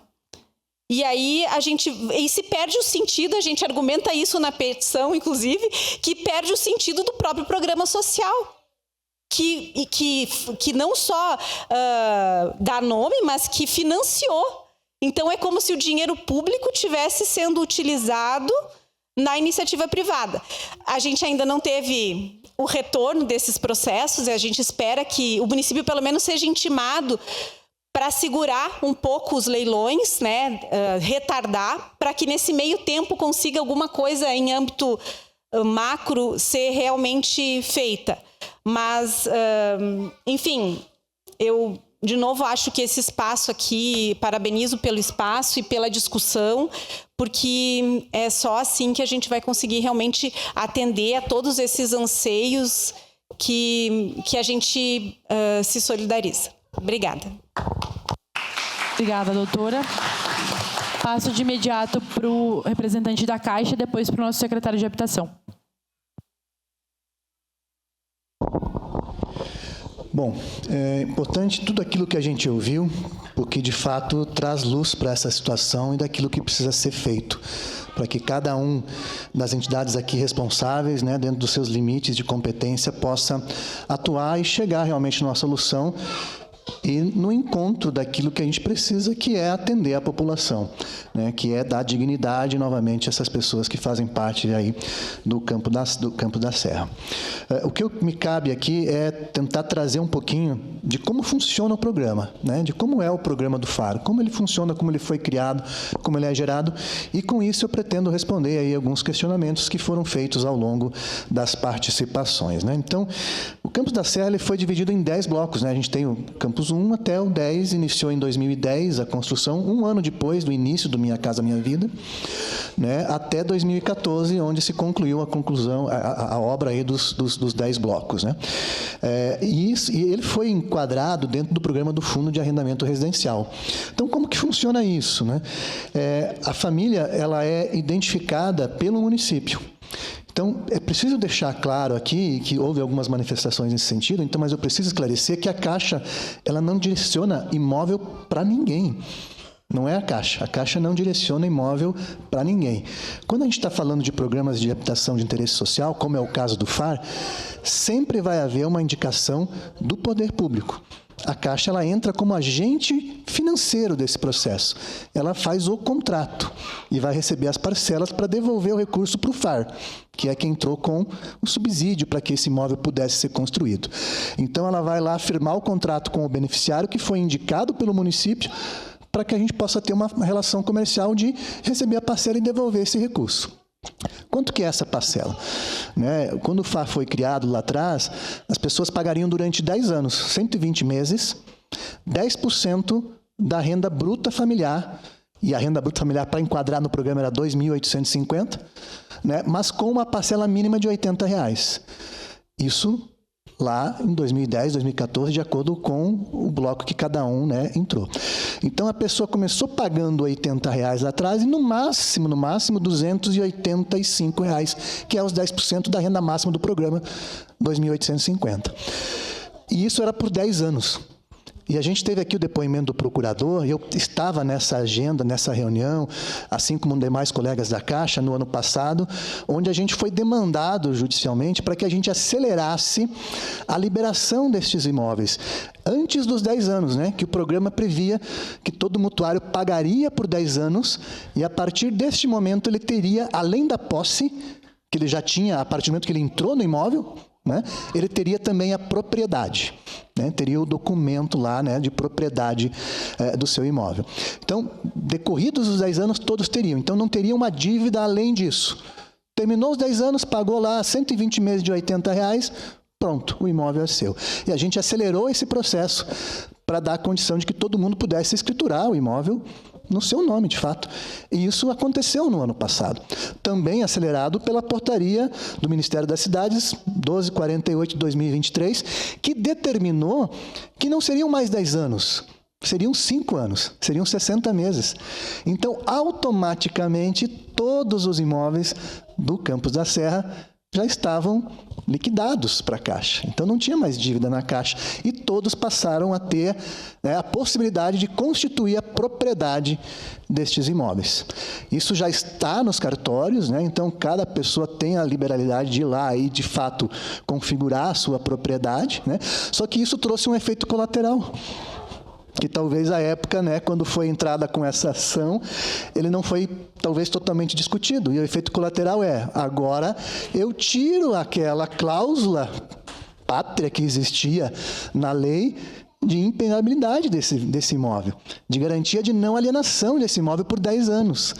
Né? Então, vejam como é complexo. Quando a gente atende um pedido, surge um efeito colateral que pode complicar. E se a gente não pensa muito bem em como a gente vai conduzir, às vezes pode acontecer essas situações. Então, esse é um pouquinho, né, da gente trazer assim para que todos possam entender como isso acaba acontecendo, né? E a gente tem, os imóveis estão sempre indicados pelo município. Se um imóvel deixou de ser ocupado, o município ele tem que nos indicar um novo beneficiário para que a gente possa alocar naquele imóvel. Então a gente não tem liberalidade, a Caixa não tem essa liberalidade de poder pegar alguém e dizer, não, você merece, e a gente vai te colocar lá.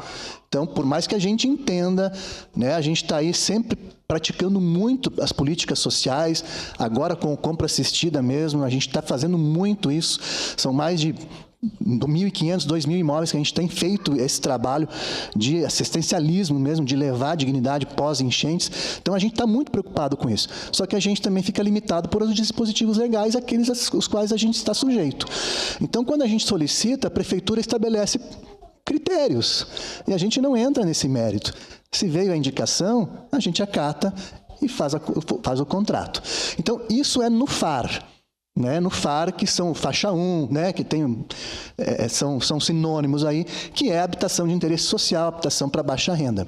Agora, a Caixa também trabalha com outras modalidades de habitação, que são financiamentos. E aí não tem o subsídio. Ou até tem um subsídio, mas é um subsídio menor, em que a pessoa ela vai pagar uma prestação. E é feita uma análise de crédito com base na sua capacidade de pagamento. Ela tem que ter idoneidade cadastral, ela tem que ter renda comprovada ou declarada, né? Então, ela tem que atender alguns critérios. E para essa modalidade, é uma modalidade de mercado.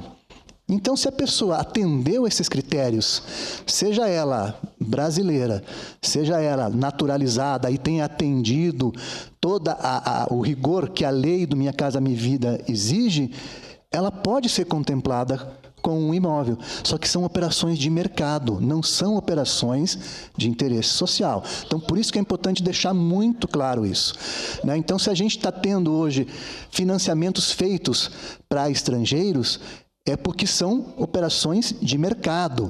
Eles vão estar pagando prestação desse imóvel cheia, prestação lá de R$1.000, de R$800, e atenderam os critérios de avaliação de risco de crédito, idoneidade cadastral, renda comprovada, e também um documento que comprova que ele tem as documentações necessárias para estar aqui no Brasil, né, estar regular aqui no Brasil. Então, é tudo de acordo com o regramento do programa. Então, só para ficar isso bem claro, a gente, de forma alguma, aqui faz menção a quem deve e quem não deve. Né? A gente é executor desse processo, agente financeiro apenas, e atende a indicação, quando estamos falando aqui de habitação de interesse social, atende a indicação do município que fez uma avaliação com base nos seus critérios. Se estão certos ou errados, a gente não faz juízo desse valor. Está aqui a comunidade para poder discutir junto com o próprio executivo, né, para a melhoria desse processo de avaliação desses indicadores. Tá? Então, espero ter respondido, trazido um pouquinho mais de clareza também sobre qual o papel que a Caixa, enquanto agente, né, e representante do Fundo de Arrendamento Residencial, exerce nesse processo, mas sempre nos colocamos à total disposição, tanto que participamos ativamente nesse outro processo que resultou numa situação que atendeu ao pedido. Foi boa? Hoje a gente vê que talvez não tenha sido muito profícua, mas a gente atuou ativamente para atender o pedido que nos foi feito. E a gente sempre está à disposição para poder participar dessas discussões, porque a nossa missão, e isso está no propósito da Caixa, é transformar a vida das pessoas. E é isso que a gente procura fazer dia a dia, levando habitação e dignidade para todos. Tá? Então, obrigado, e a gente continua à disposição aqui, vereadora. Muito obrigada pela presença de vocês. Passar de imediato para o nosso secretário de Habitação. Preciso que vocês me conheçam um pouco também, né? Eu sou soldador, sou presidente de bairro, sou líder comunitário aí há mais ou menos 15 anos, líder sindical, né? A Andressa conhece bem a gente, então a gente se preocupa muito com essa situação. E eu, ouvindo aqui, parece que não é verdade que a gente está ouvindo isso que a gente acabou de ouvir aqui por parte dos moradores. A gente tem uma preocupação muito grande e eu, juntamente com o meu adjunto ali, o Volmir, a gente se preocupa muito com isso, tá, Andressa Em janeiro, quando a gente assumiu a secretaria, que a gente foi convidado para estar à frente da Secretaria da Habitação, antes de qualquer coisa, a gente teve uma conversa com o governo, com o prefeito Adiló, para que tivesse um comprometimento com a habitação. Então, porque não adianta a gente estar numa secretaria e não haver comprometimento do governo. E tem uma preocupação muito grande do governo Adiló, sim, nessa questão da habitação e do Campos da Serra. A gente conversa toda semana a respeito disso, e eu acredito que tem que construir junto uma solução para esse problema. Eu quero me apegar aqui na fala da nossa estagiária aqui, a Valéria, e que existe pessoas lá, são vidas, e assim, ó, eu ouvi muito aqui infraestrutura, ouvi falar em fiscalização, dignidade. Eu acho que não é só construir casas, não é só construir apartamentos. Eu acho que a gente tem que dar dignidade às pessoas. Dar dignidade para a pessoa poder ter onde morar, mas com segurança. E hoje a gente se preocupa muito com essa questão da infraestrutura. A gente tem alguns programas em andamento aqui na habitação, já para responder a questão da Gisela. Olha só, a gente tem o A Casa é Sua, né, que é uma parceria com o governo estadual, que a gente está construindo as casas lá no Campos da Serra. A gente tem 140 lotes urbanizados para construir em torno de 300 unidades. A gente tem do programa Minha Casa Minha Vida o loteamento São Genaro, né, lá no São Genaro, né, que é 440 apartamentos. E dentro de tudo isso, eu quero dizer para vocês que existe a nossa preocupação para que não aconteça o que vem acontecendo hoje no Campos da Serra, que é a questão da infraestrutura que tem que ter. Tinha as presidentes dos bairros ali que moram perto, a gente estava conversando sobre isso, e a gente vem conversando todos os dias para não cometer mais esses erros, não cometer, porque a preocupação lá atrás foi o quê? Tirar as pessoas, dar dignidade às pessoas, dar moradia a elas. E essa foi a preocupação que o pessoal teve quando construiu o Campos da Serra. Eu lembro, eu estava lá, eu fui na inauguração. Então é muito importante construir sim moradias, mas é importante que a gente, poder público, dê segurança, saúde, educação, né? Hoje, que nem o Alceu falou aqui, a gente está fazendo as nossas pré-conferências regionais, onde a gente vai ter a nossa conferência municipal, que vai ser dia 30 e 31 aqui, justamente para fazer esse tipo de debate, onde a gente debate com as pessoas, com os moradores, enfim, com quem realmente é interessado no assunto, né? Para que a gente consiga dar moradia digna às pessoas, e a nossa preocupação maior é essa, tá, vereadora? Então, a gente é parceiro, sim, a gente vai analisar as propostas de perto, a gente vai ter que ver, analisar junto as propostas, e o executivo, sim, é parceiro, a gente tem que resolver esse problema, é um problema de todos, e só que habitação, enfim, enquanto habitação, a gente pode fiscalizar, tem que haver a fiscalização, mas a gente só pode fazer essa fiscalização quando a gente é provocado, quando a gente é solicitado pela Caixa ou através de alguma denúncia formal junto à Guarda Municipal. Então, a gente não pode pegar, simplesmente sair daqui e ir lá fazer essa fiscalização. A gente tem tudo uma limitação, então a gente precisa fazer um trabalho em conjunto. Eu acredito, sim, que tem que haver uma fiscalização, porque não dá para a gente admitir ter vários apartamentos vazios lá, ou invadidos, ou coisa parecida, e a gente vê mães aí que não têm onde morar com seus filhos. Então, a gente precisa pensar muito nisso e achar uma solução para que a gente consiga resolver da melhor forma possível isso. Eu, mais uma vez, quero dizer que a gente está aqui para ajudar, a gente conhece a realidade do povo, a gente sabe a necessidade de cada um, e a gente é parceiro, sim, para que a gente ache uma solução aí dentro das limitações que a Secretaria tem. Tá bom? Muito obrigado a todos e parabéns por essa iniciativa. Eu acredito que é só assim que a gente consegue achar uma solução para os problemas, é trazendo os problemas para fora. Tá bom? Muito obrigado. Obrigada, secretário. Queria agradecer a tua participação. O vereador Wagner Petrini, que é presidente da comissão, também está até esse momento nos acompanhando. Acho que o elo, o diálogo entre os órgãos que tem a ver com essa política é fundamental para a gente poder chegar a soluções sobre essa situação. Agora, então, a palavra com o doutor Rafael, que é o último a falar. Obrigado aqui mais uma vez, Andressa. Eu não vou me alongar muito, porque eu acabei falando agora há pouco mesmo. Só algumas questões que me chamaram muito atenção. Aqui a fala da colega Aline, do secretário José também, de utilização de verba pública para construir um programa habitacional que, ao fim e ao cabo, acaba caindo nas mãos do particular e utilizando esses recursos, né, como alavancamento, vamos dizer assim, alavancagem para a pessoa fazer um lucro em cima disso.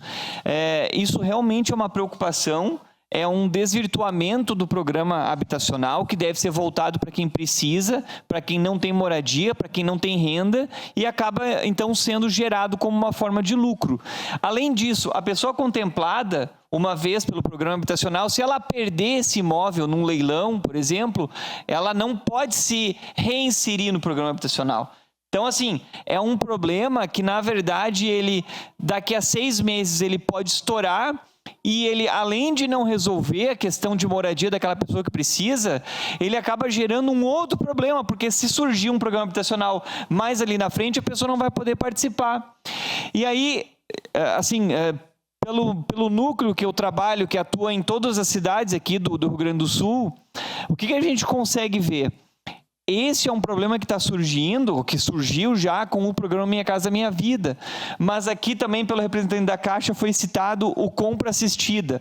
Essa é uma outra questão que pode surgir lá na frente, que as pessoas adquirindo imóveis até R$200 mil podem também acabar parando dentro desses condomínios e a compra feita mediante utilização de recurso público, R$200 mil, pode, mais ali adiante, ensejar na perda do imóvel. Então, quer dizer, são milhões, centenas de milhões, bilhões de reais que estão sendo utilizados para construir um programa habitacional que, se não houver uma solução que venha a resolver essa demanda, vai repercutir mais lá na frente na venda do imóvel e uma pessoa particular utilizando ele como lucro. Na minha visão, isso é inconcebível. Na minha visão, assim, tem que ser encontrada uma solução para isso. Porque senão a gente está largando dinheiro no ralo, a gente, sociedade, porque o dinheiro público é dinheiro da sociedade, largando dinheiro no ralo, porque o programa habitacional não vai ter a sua finalidade almejada.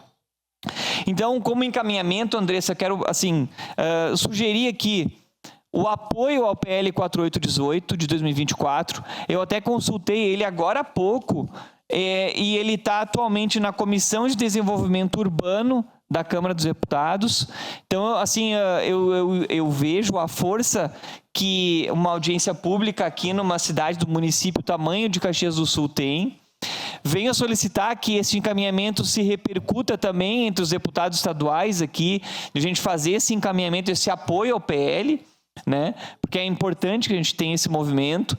E também, Andressa, uma coisa que se debateu na audiência pública ali de metade do ano passado, na Defensoria de agosto, é de se fomentar também programas de renegociação de dívida para as pessoas que têm débitos em condomínios. Tipo assim, um programa como o Desenrola Brasil, que foi feito, que teve uma adesão boa por parte de instituições financeiras, né? Se conseguiu boas, ótimas negociações ali, e a gente viu ali naquela ocasião que transportar esse projeto para dentro dos condomínios pode ser uma alternativa interessante, tá? Então eu acho que a minha fala seria mais ou menos essa. Quero parabenizar a ti, porque eu sei que tu vem à frente desse caso, dessa situação há bastante tempo, e eu tô vendo como tu está incansável na busca por uma solução, assim como nós lá também estamos incansáveis, só que é um trabalho que não é tão simples assim. Precisamos da força de todo mundo. Obrigado, pessoal. Tá? Boa noite e obrigado a todos que ficaram até aqui. Só uma questão, gente. A Vânia, a Regiane e a Maria Roseli queriam falar. Queriam falar uma sugestão. Uma sugestão sobre a situação de vocês, porque daí é isso. A gente está indo para a parte do encaminhamento, né? Porque daí sobre a situação a gente conversa diretamente com vocês. Mas se é encaminhamento, eu permito que vocês possam dar uma palavrinha. Sim. Claro.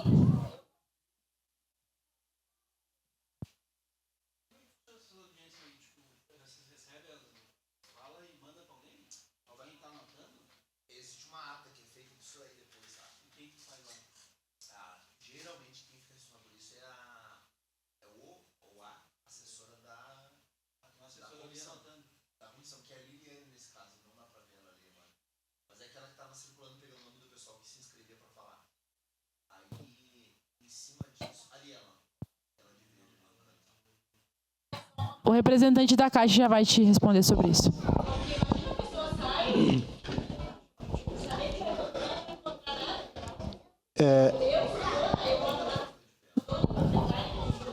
Sim. Sim. Sim.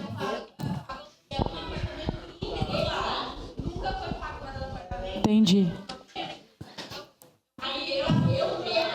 Sim, o apartamento está na situação de dívida e tu está pagando aluguel, no caso tu é uma terceira. Sim. Várias situações são assim. O Márcio vai falar um pouco sobre isso, mas a gente pode conversar diretamente. Sim, já para passar então uma informação oficial para vocês, né, e tranquilizá-los, a Caixa não faz isso. Tá? A Caixa não está nesse processo de leilão porque a Caixa não está executando nada. Não existe dívida de vocês com a Caixa. Essa dívida é do condomínio. Ele entra na justiça comum e o juiz lá do fórum dá a determinação do leilão. Então, vai um oficial de justiça comunicar isso lá. Né? E ali pode pedir um mandado de reapropriação, né? Algo, me fugiu aqui a palavra, doutor. Reintegração de posse, né? E aí sim, aí o oficial de justiça pode solicitar ajuda da polícia para ir, mas não tem nada a ver com a Caixa. Como eu disse antes, a dívida de todos os apartamentos, ela já não existe mais, porque aquela ação que a gente teve no ano passado, ela se tornou verdadeira, e a própria portaria nova do Ministério das Cidades já garantiu que com 5 anos, decursados desde o momento que você entrou no apartamento, pagando durante 5 anos as prestações, não existe mais dívida. Então, a Caixa não faz parte desse processo de execução. E a Caixa não vai atuar lá, não vai visitar vocês, não vai lá recolher nada, não vai trazer chaveiro de forma alguma. Então, eu queria tranquilizar vocês em relação a isso.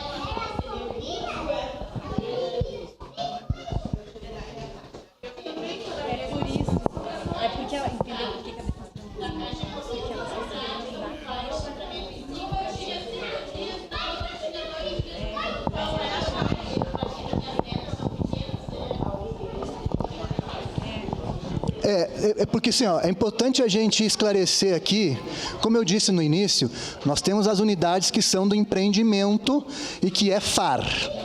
Tá? FAR é habitação de interesse social. Talvez esse que você esteja se referindo seja uma casa.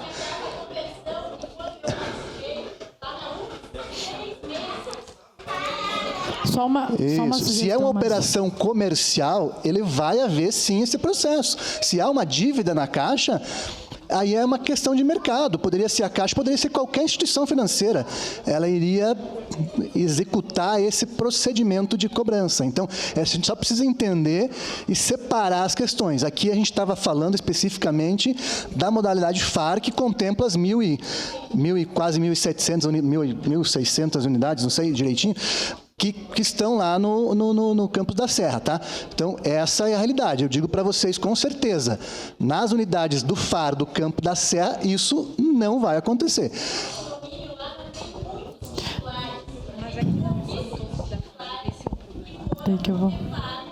Eu vou sugerir... Pessoal, só uma coisa. Olha só, eu vou sugerir o seguinte. Já são 10h11 da noite, a gente precisa finalizar, porque tem várias pessoas que precisam votar. Não, tudo certo. Olha só, vou sugerir o seguinte. Nós vamos estar aqui, o pessoal da Caixa, aqui na finalização a gente conversa, nós estamos à disposição para conversar. Só para liberar quem precisa ir embora, mas a gente vai estar aqui, então eu vou conversar com vocês. A gente conversa já com os responsáveis, só para a gente poder encaminhar a reunião pública, que nós tiramos vários encaminhamentos aqui.